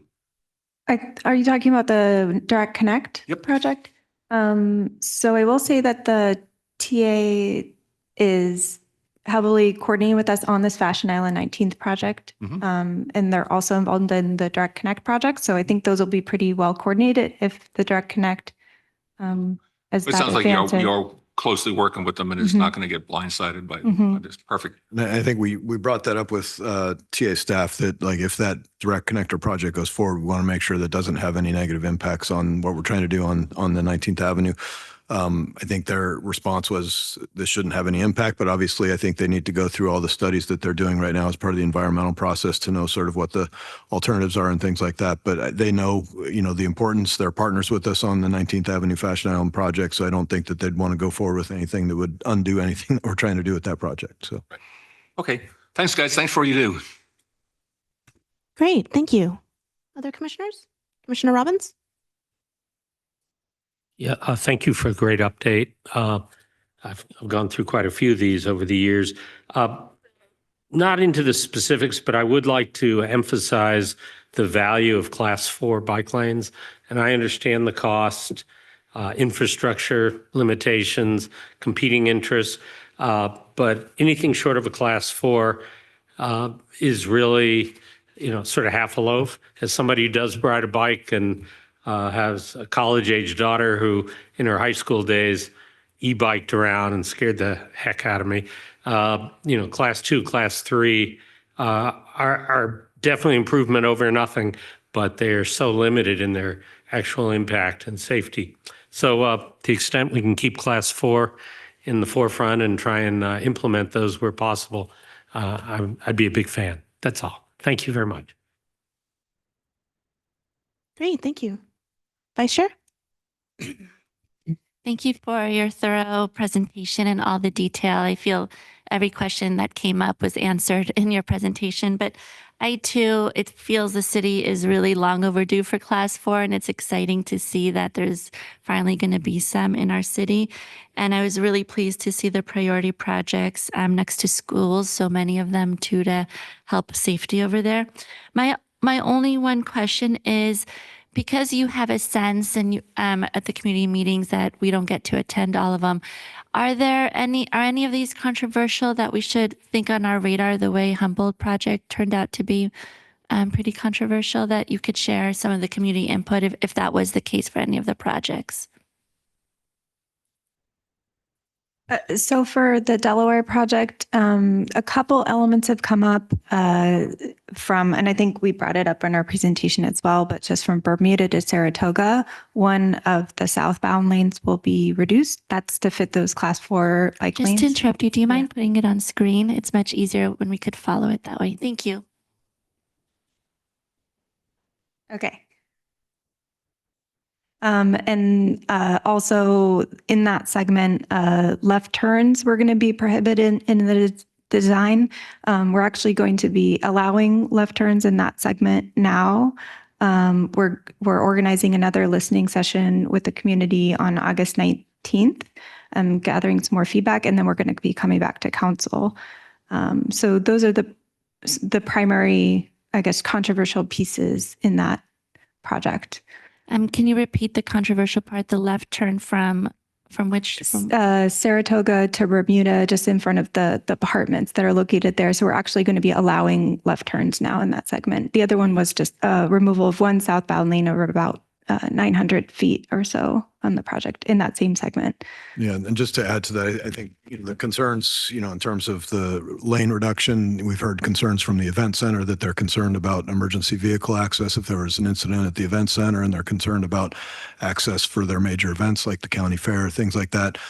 We've also heard concerns from the community about right now, the way things are right now, which we do have, bike lanes out there right now. They aren't buffered bike lanes, but we have problems with, delivery vehicles parking in the bike lanes on a regular basis. And so there's a concern that if we narrow it down to one southbound lane, and we have buffers, that those vehicles are no longer going to be able to illegally park in the bike lane as they are now, then they may stop, in the lane and back up traffic or something. And obviously, I don't think that's going to happen, but we have to try to work our way around those sorts of issues in terms of the reality that a lot of people rely on a lot of deliveries these days from Amazon and Uber Eats and all these things. And so we need to make sure that there's appropriate ability for these apartment complexes along there, that there's places for those vehicles to pull in and whatnot, and work our way through that as part of some of the stuff we're looking at. So, and then I think we also are removing, as we mentioned, we are removing, I think 5 parking spaces on the east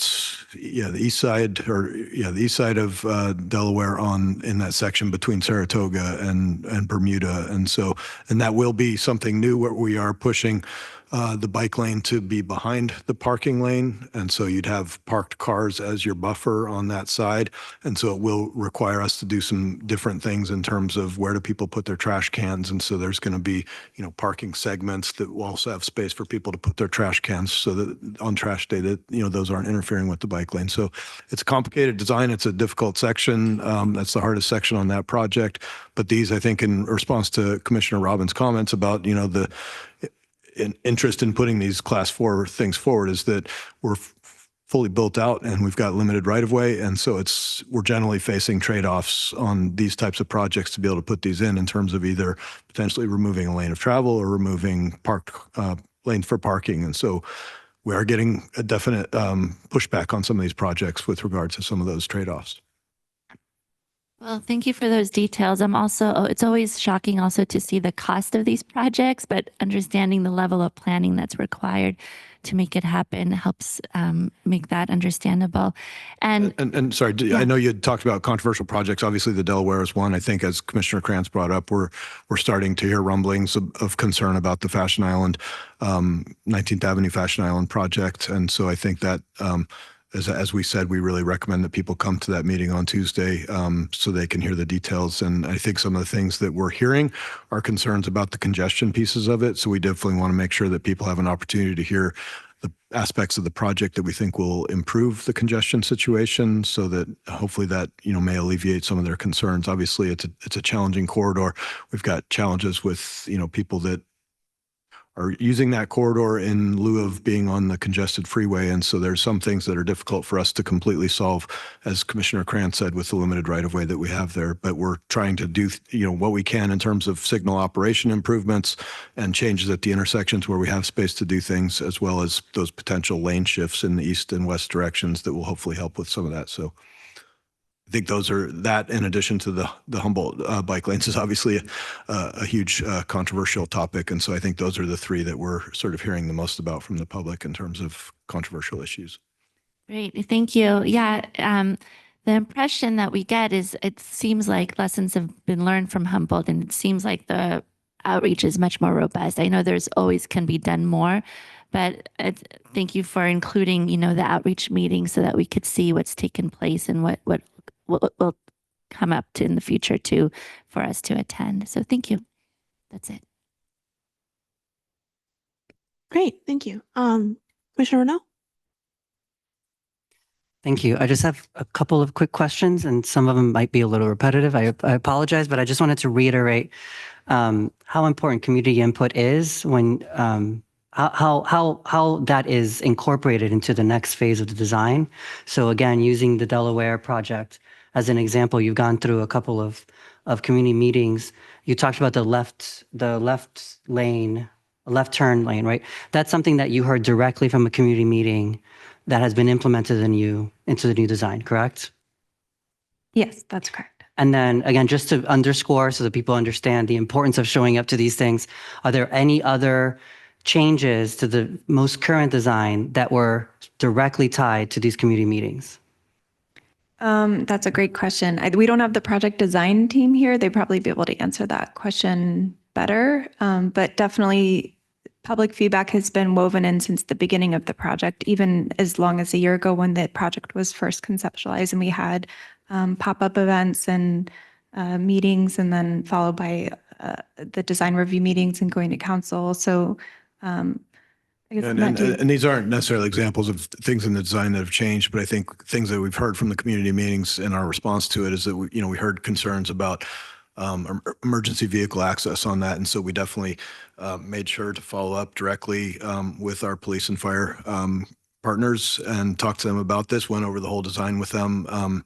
And made sure that they didn't have any concerns, and we didn't hear any concerns from them in terms of the way the design is designed, that they didn't have any issues with it. We also, heard from the event center concerns about their large events and people being able to get there. And our challenge is that it's very difficult to design a roadway for those major events. If you designed everything for those major events, you'd have massive, roadways. But what we do on those major events, and this is something that we've already been doing, so it's not necessarily a change, but we actually coordinate with the event center so that on those major events, we actually modify our signal timing so that we're giving more green time for the left turns and things like that to get people down Saratoga and into the event center. So we have things that we can do to accommodate those large events in terms of our operations. So it's not necessarily part of the design. It's something that we've already been doing, leading up to this. But these are the things that we appreciate, as you're saying. We really appreciate hearing the feedback and some of the things that we can respond to and change from an operational standpoint. Some things we can look at in terms of the design,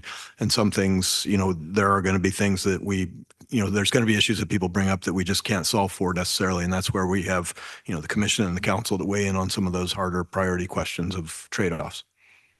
I also thought of one more, design change that was made was we had initially proposed some thinner delineators as the vertical separation. And then since after the community provided feedback, moved to more substantial, like larger size bollards that'll go in.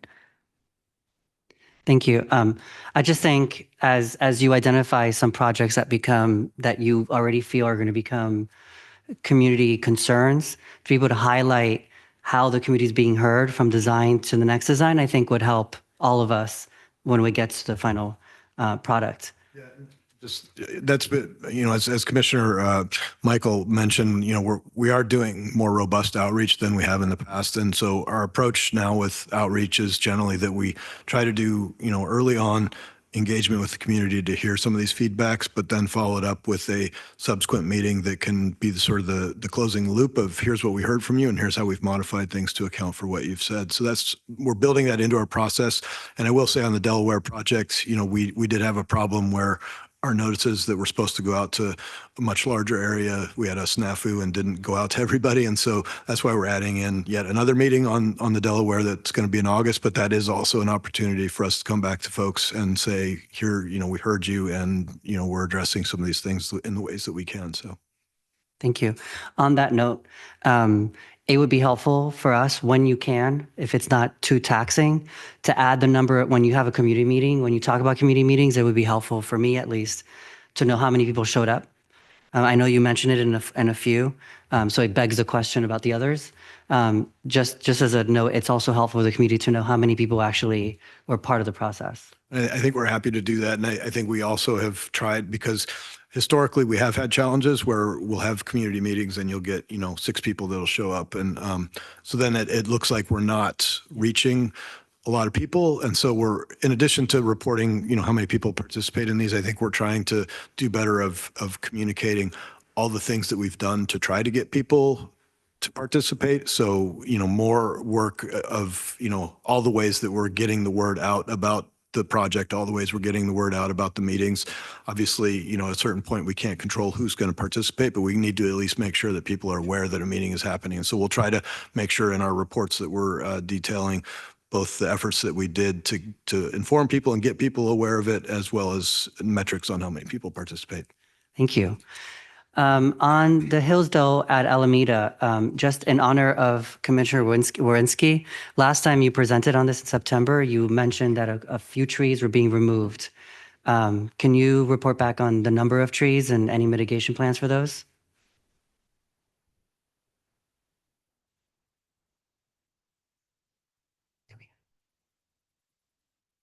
Yeah, so for that project, 5 trees were removed, and that was from the median that's in the middle of the road. So as part of the project, that median will no longer be there, and it'll turn into left turn pockets. And we are working with the Parks and Rec department to figure out another location to replant trees to make up for the ones that were removed as part of that project. Great, thank you. And then one last question, just for informational purposes, since last you reported in September about all these projects, we have a change in administration through no fault of our own, but have there been any canceling or retraction of any federal grants that affect any of these projects? No. Okay, great. Thank you. Yeah. Go ahead, Commissioner. Would you care to weigh in? We got a communication today talking about the intermodal improvements, and the July 28th meeting rolled over to September 22nd. Would that be a good place for people to come to watch the wheels turn, the nuts and bolts? It's a city council meeting, but they're going to, I believe, be discussing this. Is this something you or Director Fabry want to weigh in on? Would this be a good communication tool? I defer to the director. Okay. So I think you're talking about the Fashion Island 19th Avenue. Yeah, so we were potentially planning to try to bring a study session to council on July 28th. We decided that we're still at like 35% design, so there's still quite a few things to figure out. We also wanted to take in the feedback from the community at this meeting. So we're pushing a study session with council to the September timeframe. I'm not sure if it's the first or second meeting in September. Yeah, I think we had it tentatively slotted for September 2nd. So that would be a study session in front of council. There would be an opportunity for people to come out and hear, and that will be, I think, talked about. We may have to firm up that date because it may shift to the second meeting in September, but we'll let people know that is the plan, is that we'll be doing this community meeting, and then we're going to, take the feedback that we get, and then we're going to go back to council with a study session in September. Great. And Youth Commissioners Singh and Scott, any questions or comments? Okay, great. So I'll close this out. So thank you so much, Nicolette and Kathleen, for your wonderful presentation. It was incredibly thorough, and I really appreciate it. I have a top line kind of question of all the projects that you described, Nicolette, beyond Humboldt, because we do have that listed in our agenda coming in the wintertime, do you anticipate bringing any of those other projects that you were talking about in the middle of your presentation back to this commission in a more detailed fashion, similar to what we did with the 28th gap closure when we contributed to, feedback on that design a few months ago, or Humboldt like we will be doing in the wintertime? Fashion Island would be coming back to the commission. And 28th Avenue gap closure will come back to the commission as well as the TDM ordinance effort. Okay, great. And Kathleen, that's wonderful to hear that Fashion Island, you think, will be coming to the commission. It's not coming back. It's actually going to be the first time we would hear about, I think, Fashion Island as the commission. And this gets to one of my comments, and this is no surprise to the director, of like, when do projects come to us? Like, what is the framework that Public Works will use to create, kind of any kind of consistency in terms of when projects come to us? We obviously would welcome it. I think you have a commission here that's very eager to delve into details as needed and provide support. And at the same time, I this is not the first time I've made this comment, but like, how do we do that? How do we help to meaningfully contribute to the most complex projects, or the projects that are most in need of our support for you? I continue to remain curious how to create that kind of a framework of consistency, and hopefully over the next year that can happen with more clarity. Oh, sorry, Director, did you want to say anything? Yeah, just we'll have to look at the schedule. I think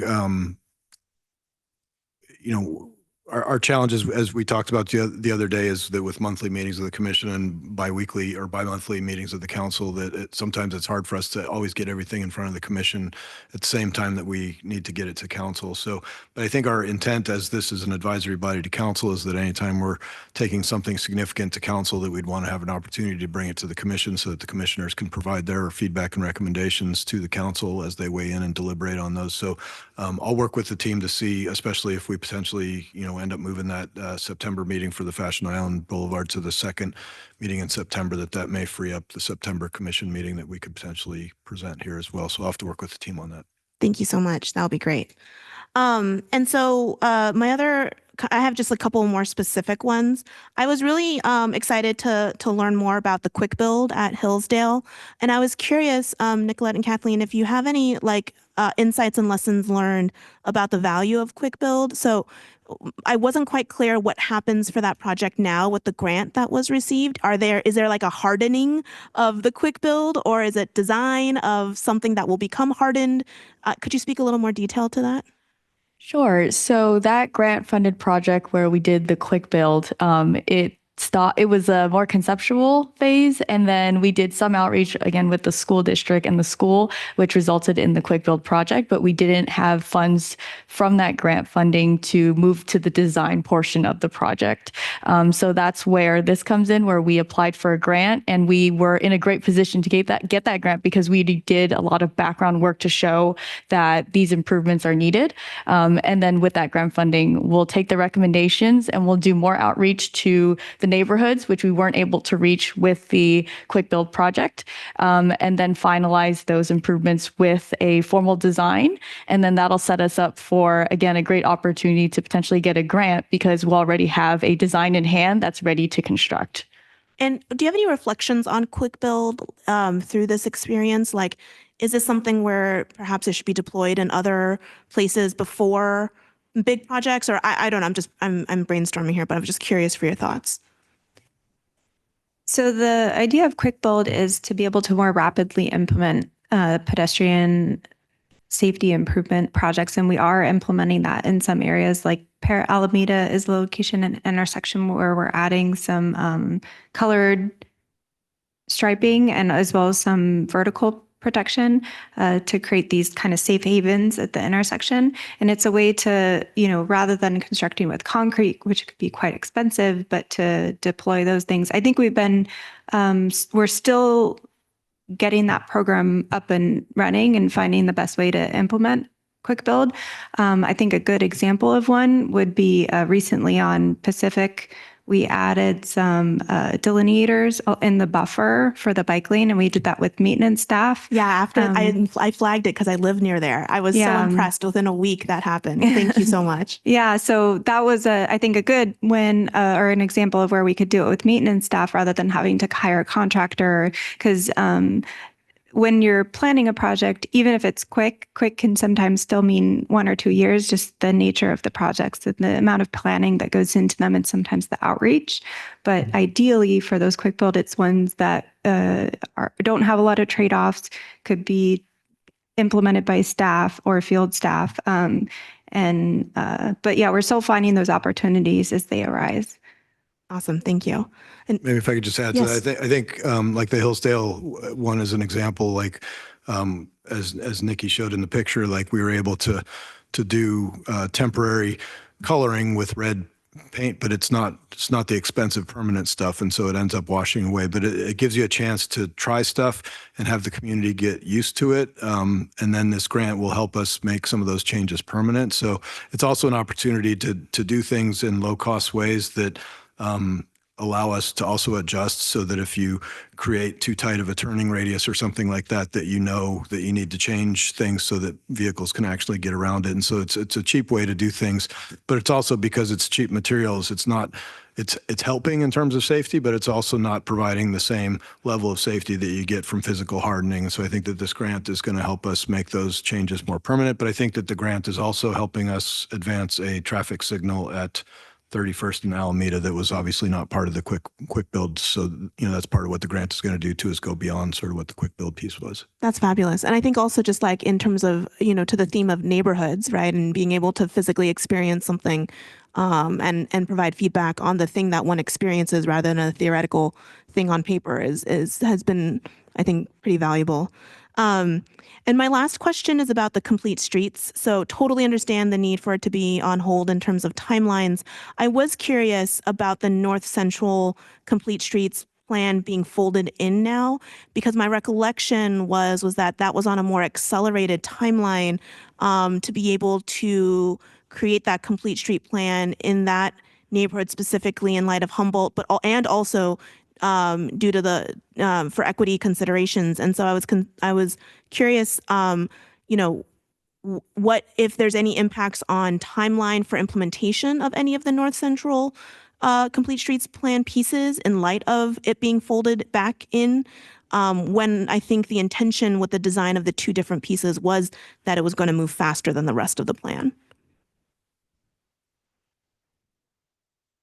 I think what we found as we were undertaking the North Central Complete Streets Plan is that we heard a lot from people about the complications of the Humboldt bike lanes, and it really overwhelmed a lot of the discussions that we were having. And it ended up splitting off as this a Humboldt study, a meeting last December, and then a study session at council, and that's exploration of what connectivity looks like in North Central. So that's been the effort that we've been undertaking. And we feel that the North Central Complete Streets Plan just won't be complete until we get some closure on that item.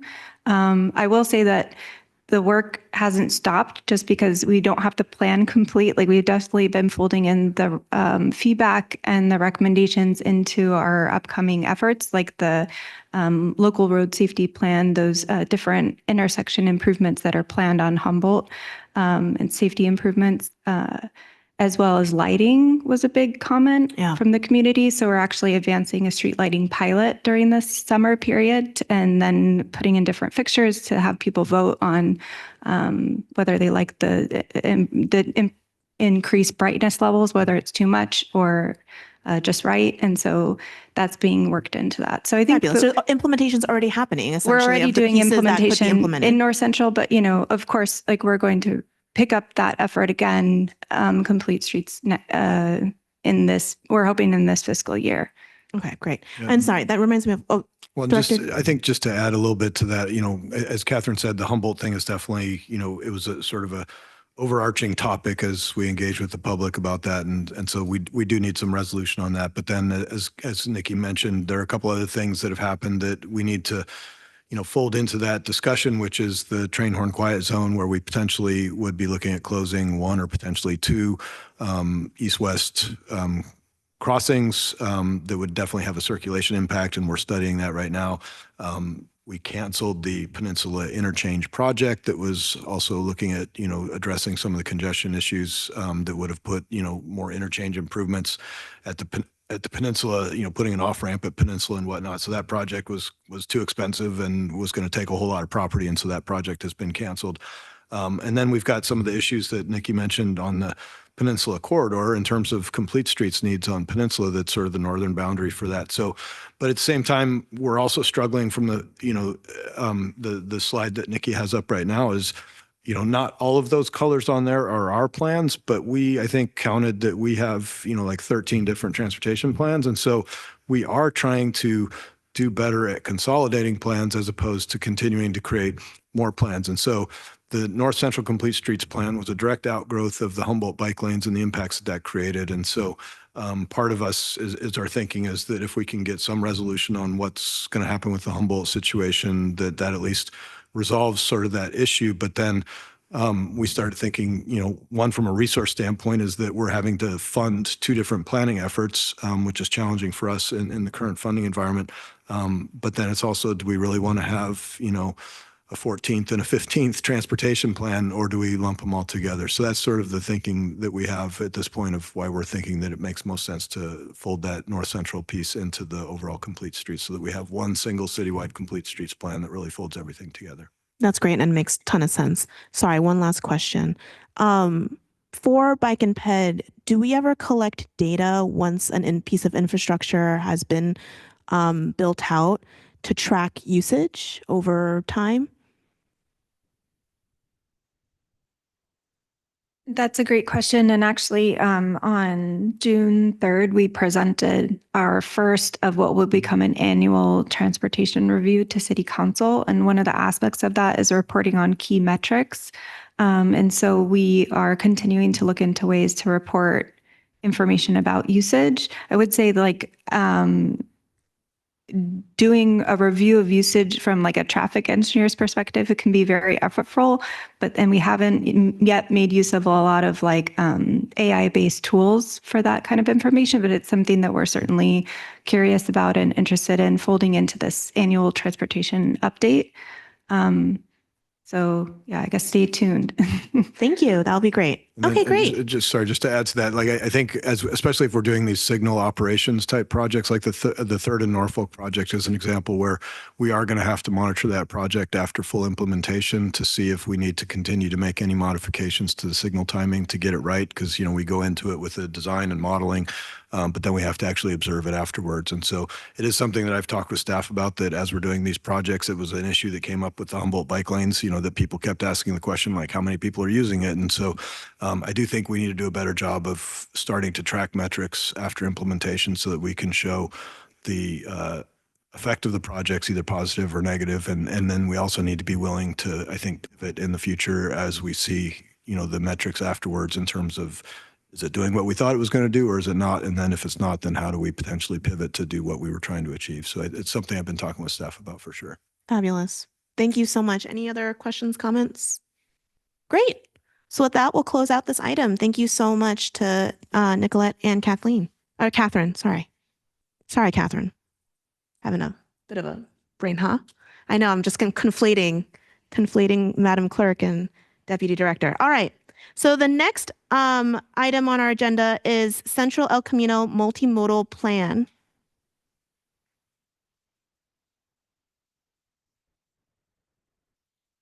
We have two presenters. We're going to have Cassie and Charles C.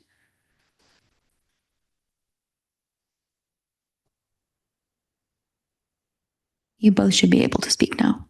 Great, thank you. Good evening, commissioners and staff. We are here from Is there a way to increase the volume? I'm so it's a little hard to hear you. Sorry. Should I start over? So good evening, commissioners. My name is Charles C. Chang. I'm a Government and Community Affairs Officer with Samtrans, and I'm joined today by Cassie Halls, our Major Corridors Manager, who's also the project manager. So we're here to talk about the Central El Camino Real Multimodal Plan, which is a sub-project of kind of the Grand Boulevard Initiative. And if you've heard about it in the past, it was really focused on housing, but now Samtrans is leading the efforts and it's more focused on transportation. So the Central El Camino Real Multimodal Plan, it's goes from San Mateo to Belmont, San Carlos, and a little portion of Redwood City. And I'm actually going to turn it over to Cassie Halls to talk about the technical details. Great, thank you so much. Good evening, commissioners. And I know we're getting pretty late, so I will keep the presentation short and then I'll have more time for questions. But my name is Cassie Halls. I'm the Major Corridors Manager at Samtrans. So I'm leading this effort as well as the Grand Boulevard Initiative that Charles E. mentioned, as well as other major corridor projects that Samtrans is undertaking in the county. Next slide, please. So this is an informational item. We're just bringing this to you early in the project development. We'll provide a project overview, as well as how we're integrating this in what the city of San Mateo has already done in terms of all their excellent plans that Nikki mentioned in the previous item.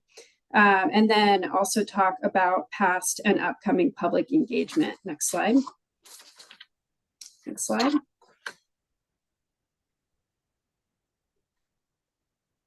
Next slide, please. Okay, so the Central El Camino Real Multimodal Plan is a project led by Samtrans in partnership with San Mateo, as well as Belmont, San Carlos, and Redwood City, which we are referring to as Central El Camino. And we are focused on El Camino Real within these 4 cities.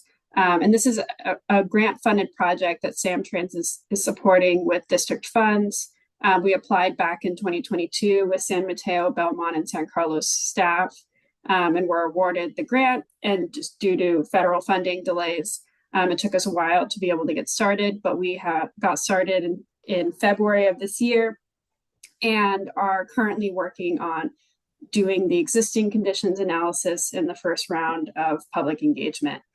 So this project aims to address safety and mobility issues on El Camino Real, which is State Route 92, which is the backbone of San Mateo County. It's a very important, vital corridor within the county, but it's also the main street of many communities, including San Mateo. And the cost of the study was around $700,000. That is funded in part through the MTC grant that we received, as well as district funds that are providing a local match. And we're also working closely with city staff who are providing in-kind staff support. Next slide. So the project goals for this is to think about, kind of a new vision for El Camino in San Mateo, Belmont, San Carlos, and a portion of Redwood City. We are looking to define a cohesive vision that ties these communities together, and that is also cognizant and context specific to what each city wants on El Camino. And the main bulk of the work is going to be our next phase, which is the alternatives analysis. And we can come back to this commission with that information. And by the end of the project, we'll be selecting a preferred alternative that meets both the regional and local needs for El Camino Real. Another thing to note is that Samtrans conducted a bus speed and reliability study in 2022 that developed recommendations, and we're using these recommendations as well as all the existing local planning efforts that San Mateo has conducted, as well as the other cities that are partners. Next slide. So many of you have kind of touched on a lot of the key challenges that we're seeing on El Camino in the previous item. But we have a lot of issues on El Camino. It was designed in a different era for high-speed auto travel and is not meeting the needs of many users on the corridor. So there's a lot of issues. There are gaps in sidewalks. There are either no low-stress bike facilities or existing bike facilities that are not low stress. We also have a lot of gaps between crosswalks where we just don't have marked crosswalks for multiple blocks. And we also have a lot of non-compliant narrow sidewalks.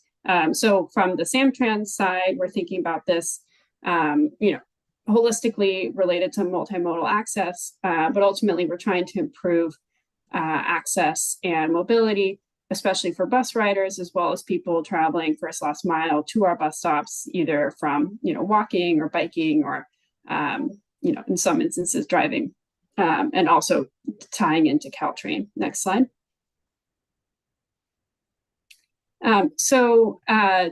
The broader initiative that Charles E. referenced is called the Grand Boulevard Initiative. And this initiative has been around since 2006. There was an effort underway from 2006 to around 2022 that was more focused on housing, land use, and transportation. We've narrowed the focus to be just on multimodal transportation improvements for the next couple of years, and are really just focusing on San Mateo County rather than San Mateo County and Santa Clara County, which was previously the scope of GBI. And the way that these two plans relate to each other, I know I'm throwing a lot at you all, but the Central El Camino plan is one plan among many that fall under this umbrella of the Grand Boulevard Initiative. So the Grand Boulevard Initiative is the corridor-wide visioning that we're doing, all of the corridor-wide collaboration. And then the Central El Camino plan is one piece of that that's helping to design options that will feed into the coordinated Caltrans process that we're leading through GBI. So if not sure if all of you are aware, but El Camino Real is owned and maintained by Caltrans, which is the state DOT. Next slide. So I just wanted to speak to quickly some of the Grand Boulevard Initiative objectives that we have and the issues that we're seeing on the corridor. So GBI has a three-pronged approach. So we are working to establish a vision across San Mateo County for El Camino that builds on the past, 2 decades of work that have gone into this initiative. We're also looking to strengthen partnerships. So we have held about 5 or 6 different working group and task force meetings as a part of the Grand Boulevard Initiative, brought together, all 15 jurisdictions in San Mateo County that are on El Camino, as well as more than 15 community-based advocacy organizations, and have really built out a really robust group that is involved in this new relaunch of the Grand Boulevard Initiative. And our primary focus is to implement projects. So trying to do fewer plans, trying to do more implementation. El Camino has been very well studied, but not as well implemented. So we're really trying to figure out what are the roadblocks that cities, such as San Mateo, are facing and trying to make improvements on El Camino. So we're looking to provide technical assistance. And one of the key ways that we're doing this is we are actually coordinating a Caltrans process that allows all the cities to opt in along El Camino and be a part of this coordinated process, so that cities don't have to go through this process alone, which costs millions of dollars and takes usually 10 years. So we're trying to kind of streamline this as much as possible and work together. Next slide. This is maybe too much information, but just wanted to, for folks that know about other projects happening on the corridor, the Grand Boulevard Initiative is the umbrella program that is ultimately kind of bringing all these projects together. We have a lot of different cooks in the kitchen on El Camino. So we have Caltrans that's doing repaving projects. Samtrans is doing our studies, including Central El Camino, as well as a few other. And then the TA, CCAG, and cities are also leading their own. But these are all building up to our feasibility study that we're currently almost complete with, which is the GBI action plan. Next slide. So what I'm bringing to you today is primarily Central El Camino, but we are also planning to present to city councils and relevant committees and commissions on the Grand Boulevard Initiative action plan in August to October of this year. So for cities such as San Mateo that are involved in both the Central El Camino plan, we will cover the interrelationship of these plans in these presentations, but we also want to give you all an opportunity to weigh in on this broader corridor-wide vision, as well as the more focused vision on San Mateo, Belmont, and San Carlos. Next slide. Okay, next slide. So this section is just specific to San Mateo and the themes that we are hearing from past outreach and how we're weaving this into our Central El Camino plan in partnership with San Mateo staff. So we've been hearing consistently, which was echoed in the last item, is that we're seeing a lack of safety and connectivity for walking and biking in San Mateo on El Camino. We're also seeing challenges in crossing El Camino, that El Camino is a barrier, issues with sidewalks and bus stops lacking amenities as well. And then lastly, we're seeing a lot of issues related to speeding on El Camino, red light running, and pedestrian crossing conditions. Next slide. So what we've done is we did a very thorough analysis of all the plans that San Mateo has. And one thing we have noticed on El Camino is that different agencies have different visions for El Camino and San Mateo. So as for reference here, the San Mateo Complete Streets Plan, which was talked about previously, the draft plan emphasized transit and pedestrian access on the corridor. We also have plans such as the Caltrans District 4 bike plan, which recommended class 4 bike facilities on El Camino. And then the CCAG bicycle and pedestrian plan, which is also listed here, proposes bike facilities on El Camino. So there isn't consistency. So part of what we're trying to do is to reconcile all the different visions and try to come up with a design that meets people's needs. Next slide. We also have a lot of great previous work that has been done through all these plans on spot location recommendations. So I won't go through all of these right now, but happy to reference these later if people have particular questions. Next slide. Next slide. And then I won't go into a ton of technical information here, but it's just worth noting that the right-of-way we have available on El Camino in San Mateo varies greatly. So we have sections that are 4 lanes where we are much more constrained in what we can do. And this is just existing conditions. And then we also have segments that are 6 lanes with a left turn pocket, for example. Next slide. And then so what we've done is we've broken these down into segments across the corridor. And so there are some similarities in characteristics. So generally on El Camino, there's the 4-lane segments, 6-lane segments, and there's some subtle variations in different parts of various cities, as you can see here. Next slide. Next slide. I'm going to pass it over to Charlesy for this section. Great, thanks, Cassie. So right now, as Cassie mentioned, we're in the first phase with the corridor gaps and needs. So we're trying to understand the gaps, what areas are major challenges to people that live in the corridor area or use it. So we're soliciting feedback from the community.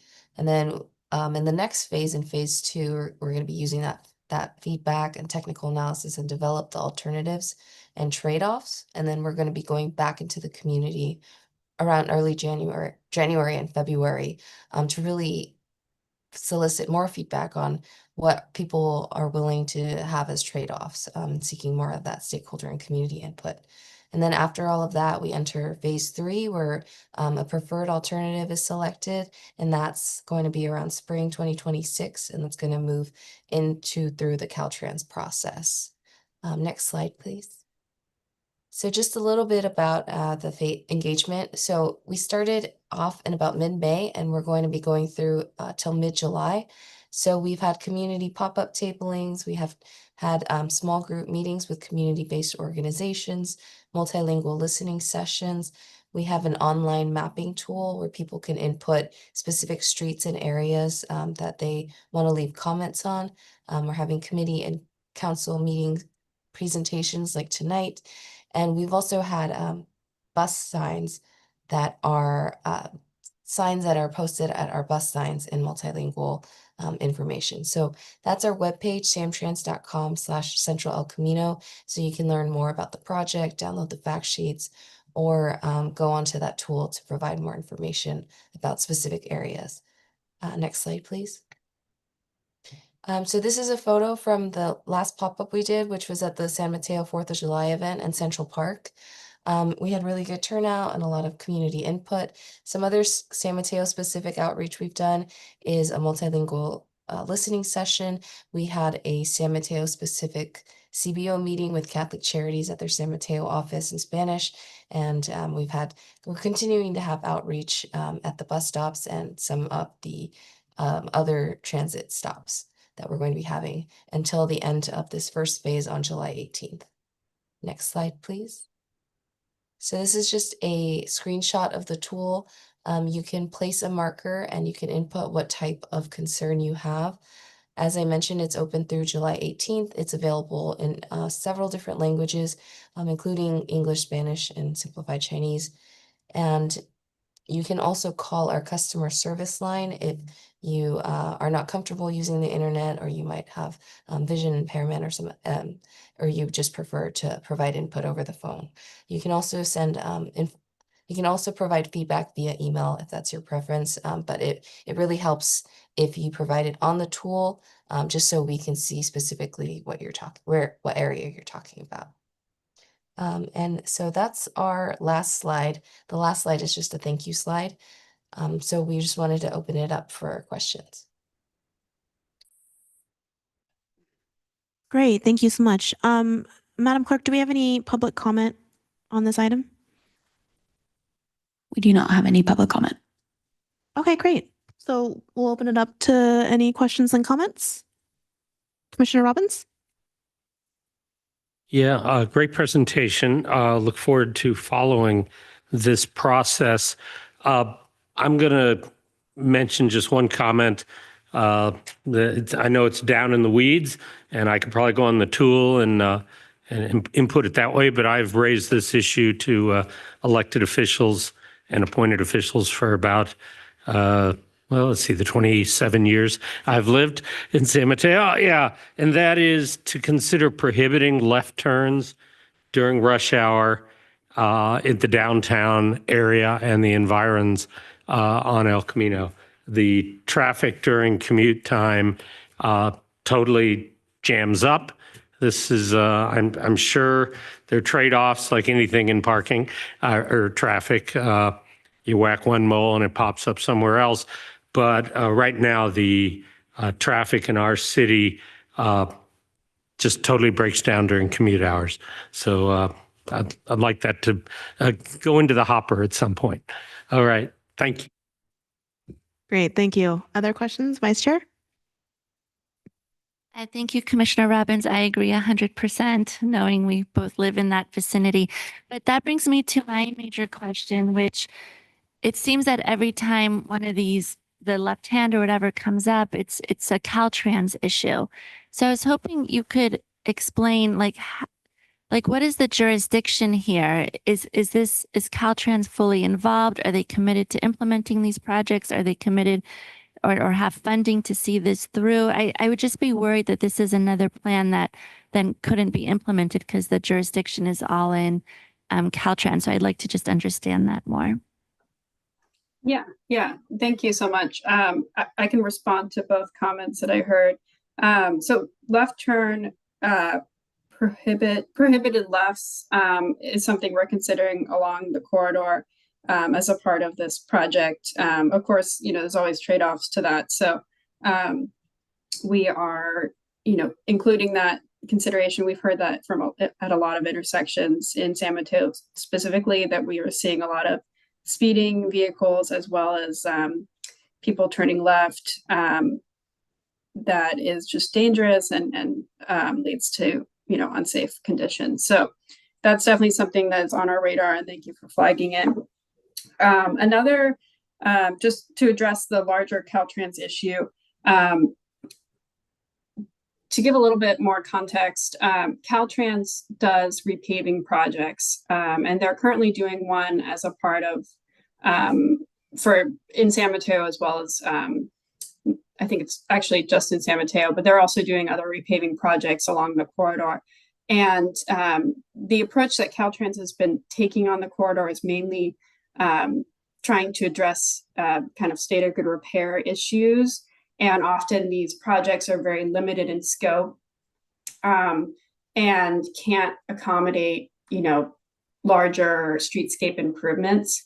And there's kind of this, hard situation where the cities along the corridor, what we've been consistently hearing from the jurisdictional partners we have in the Grand Boulevard Initiative is that, the timeline and the amount of cost to do projects on El Camino that make, a serious impact. So something that would require traffic impact analysis is just very arduous and difficult for a city on its own to do. And so that's why Samtrans, and in partnership with Caltrans and the TA and CCAG and MTC, are working together to figure out how we can better address these issues. So there are a few ways we're doing this. We have funding for this initial feasibility study through MTC, a $2 million grant that will be going towards projects along the corridor, doing the visioning along the corridor. And then we'll be seeking dedicated funding for implementation past the feasibility study. So we'll be doing design work and then construction, and we'll be working closely with our city partners. This whole process is going to take a long time. So it's not something that we'll see in the next year or two. It's going to take 8 to 10 years to complete the whole corridor. That's at minimum. That's just the timeline that Caltrans requires. But we are figuring out a way to address this all collectively. That is the goal, so that it's not left on individual cities to have to, do this really expensive process for this, small portion of the corridor. So that is our hope. We really don't want to just do another plan and have it sit on a shelf. So we're really trying to focus on how we can make the implementation process more streamlined and more cost effective for cities as well. So that, the way we're doing it is we're doing one Caltrans process for the whole county, for El Camino and the whole county. So that way, there's kind of the economies of scale where not every city is having to do $1 million study. We have this, $2 million study that's for the whole corridor. And yeah, hopefully that helps explain things for you. But I think that is a valid concern and something that we're consistently thinking about and trying to address.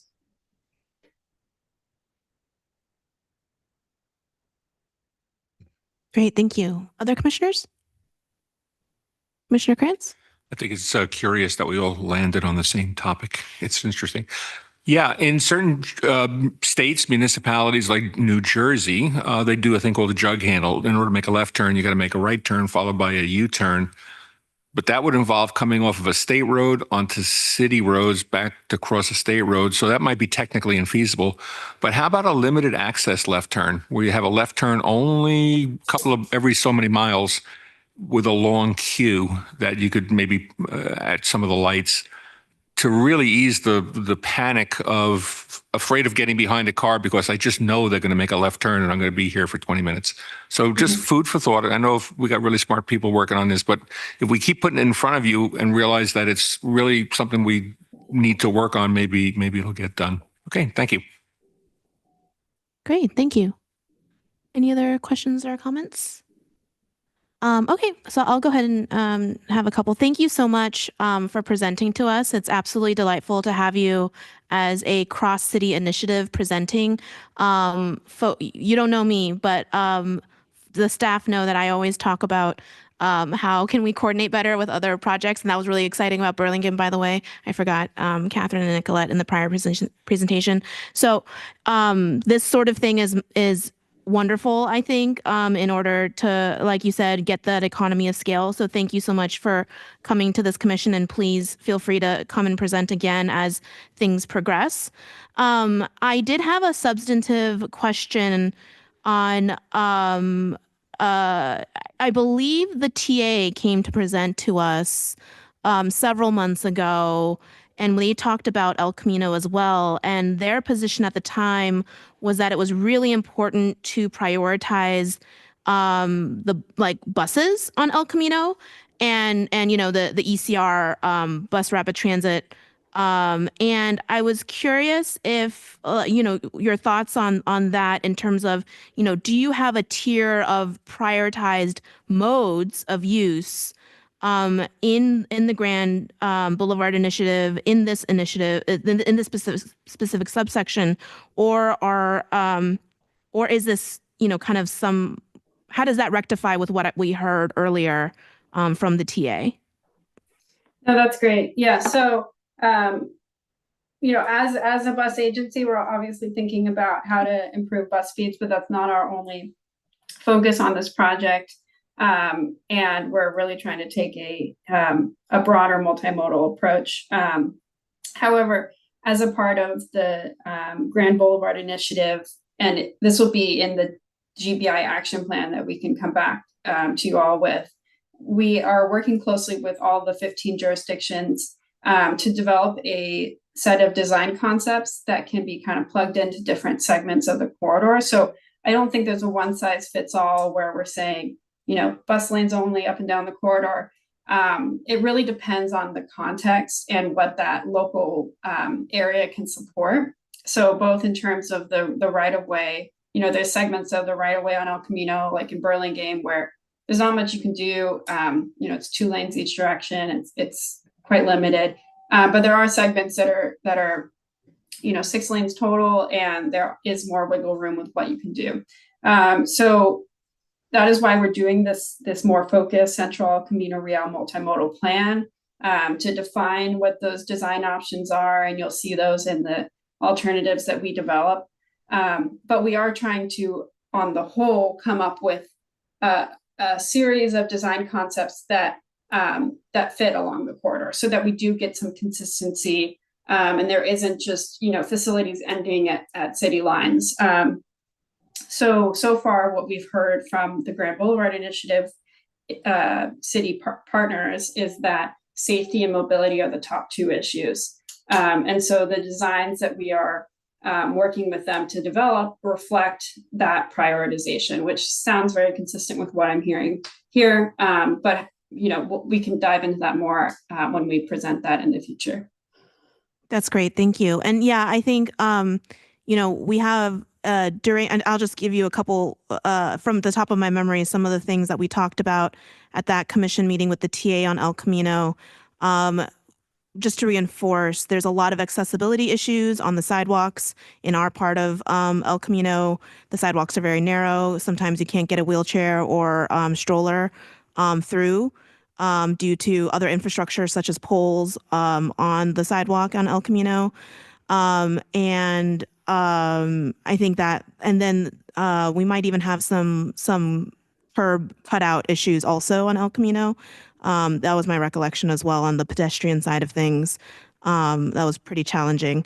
And so I was curious also then on the low stress bike facilities piece. Does this phrase like lack of low stress bike facilities mean that it would, like, if bike facilities are contemplated, it would be a class 2 or class 4 bike facility? Yeah, that's a great question. So El Camino is a pretty dangerous road to bike on. And so if we did want to have a bike facility on El Camino, it would need to be, class 4 bike lanes, and class 2 based on Caltrans's own guidelines, which is the kind of unprotected bike lane, is not, it's designing something for death and serious injury. So largely that is not recommended. So if we are developing bike facilities on El Camino and parts of the county, those would need to be protected. There are also segments of the corridor, like I said before, that are context specific, where we can't fit everything. We have to make some decisions and think about the trade-offs, where there is a adequate parallel route. That is an example of where we can make room. Let's say we want to put in a bus lane. Having a bike parallel route is a good way to address everyone's needs, as best as possible. And so there are, we're considering many options.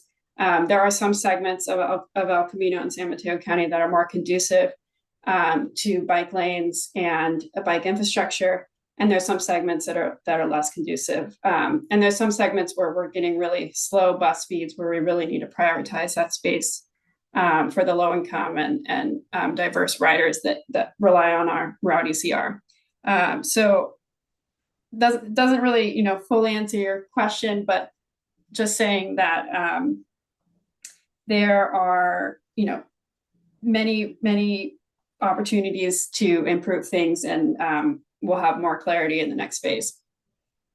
Thank you so much. And yeah, the San Mateo bike plan does not address El Camino because of the jurisdictional issues there. I had asked that question of staff in prior commission meetings, but it actually was one of the most interested thoroughfares from the community itself. So I think there's that historical tension for us when we were making the bike master plan. Mm-hmm. Lastly, I had a question on parking, insofar as any sort of challenges do affect parking, and I was curious, or any sort of consider changes affect parking. Are there quick solutions or things that can be socialized now so that any kind of parking removal that, potentially could happen are less impactful when the rubber meets the road and there's actual implementation? Yeah, that's a great question. So prior to working at Samtrans, I worked at SFMTA, and there were quite a few, parking is very contentious wherever you live. But there were quite a few approaches that we would use to make sure that we are communicating parking removal that is comprehensive and that takes into account kind of the bigger picture. So one of the ways we would do this is talk about like net parking loss or net parking gain if there's parking gain, but that's pretty rare. But there's often ways that you can, make more efficient use of parking space. Maybe you add more temporary or short-term parking, more loading zones to address loading zone issues, and you move the curb space around, and so the actual net parking loss is not that bad. I think thinking about it on like the corridor level or block level is helpful rather than thinking about each individual parking spot. Like you're thinking about the bigger picture. And then also one of the key points that we're hearing from cities and that we're trying to hammer home is that El Camino is not safe for people who are parking, who are driving, who are walking, biking. People are dying, many people are dying every year. So it's not a tenable situation that we are in. And so, sometimes we need to have trade-offs such as occasional loss of parking in order to address these, major public health and welfare concerns. So I think continuing to keep that part in the conversation when we do talk about parking, and then really be, as we talked about, as I heard in the previous item, being responsive to community.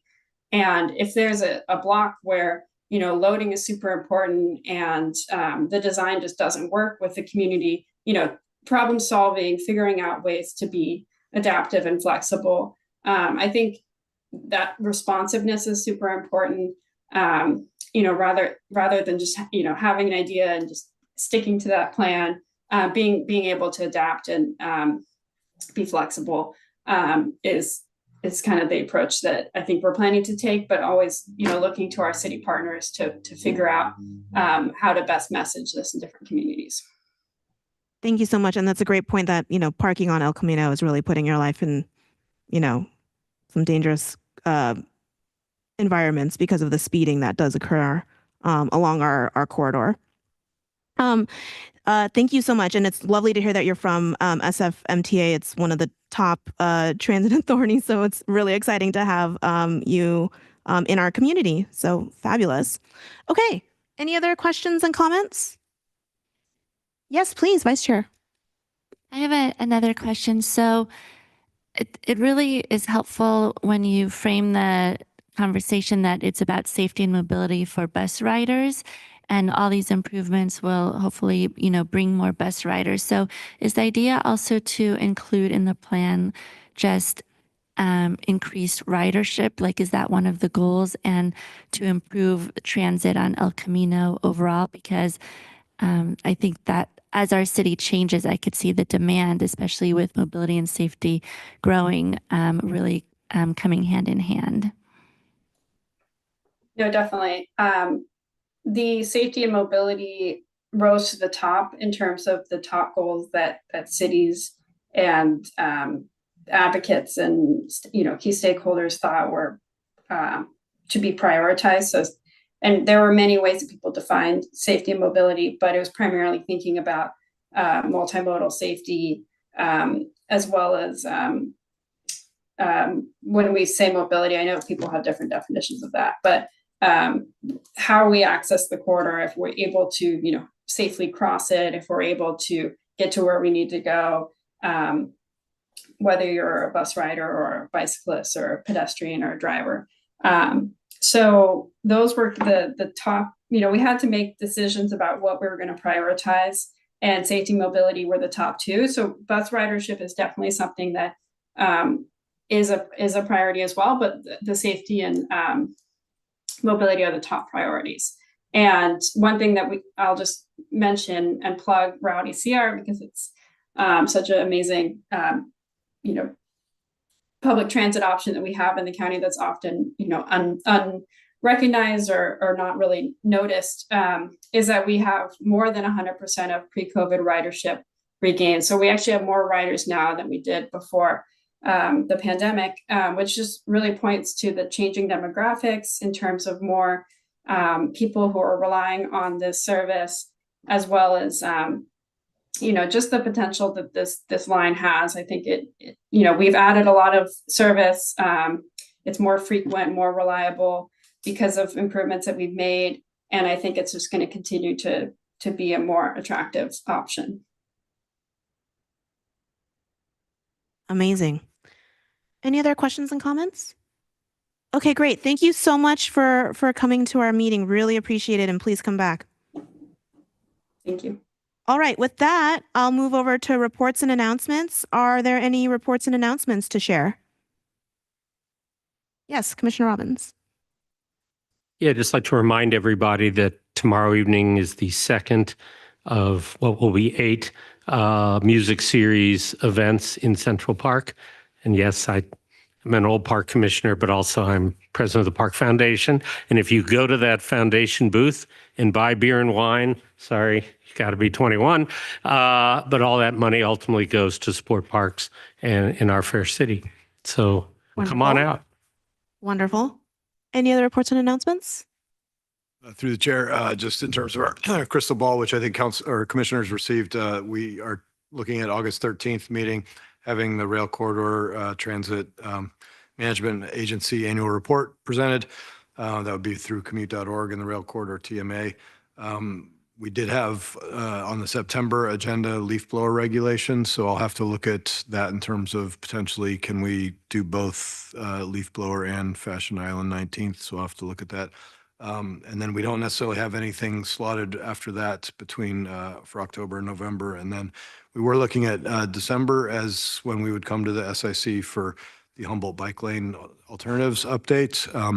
We did find out through the city clerk that we are upgrading the audiovisual equipment in the city council chambers, including trying to fix some of these technical challenges that we continue to have. So that is going to be happening during the month of December. I think it's going to start right after the council meeting, which I think is the very beginning of December. And so we may have to look at an alternate location to hold that S&I meeting in December, recognizing that if we're doing the Humboldt bike lanes, that we may have a significant audience attendance. And so we potentially may look at like the Oak Room or something like that at the library to host that meeting. So we'll keep everyone posted on that, but that's where we're at with the crystal ball. Great. Thank you so much. Anything else?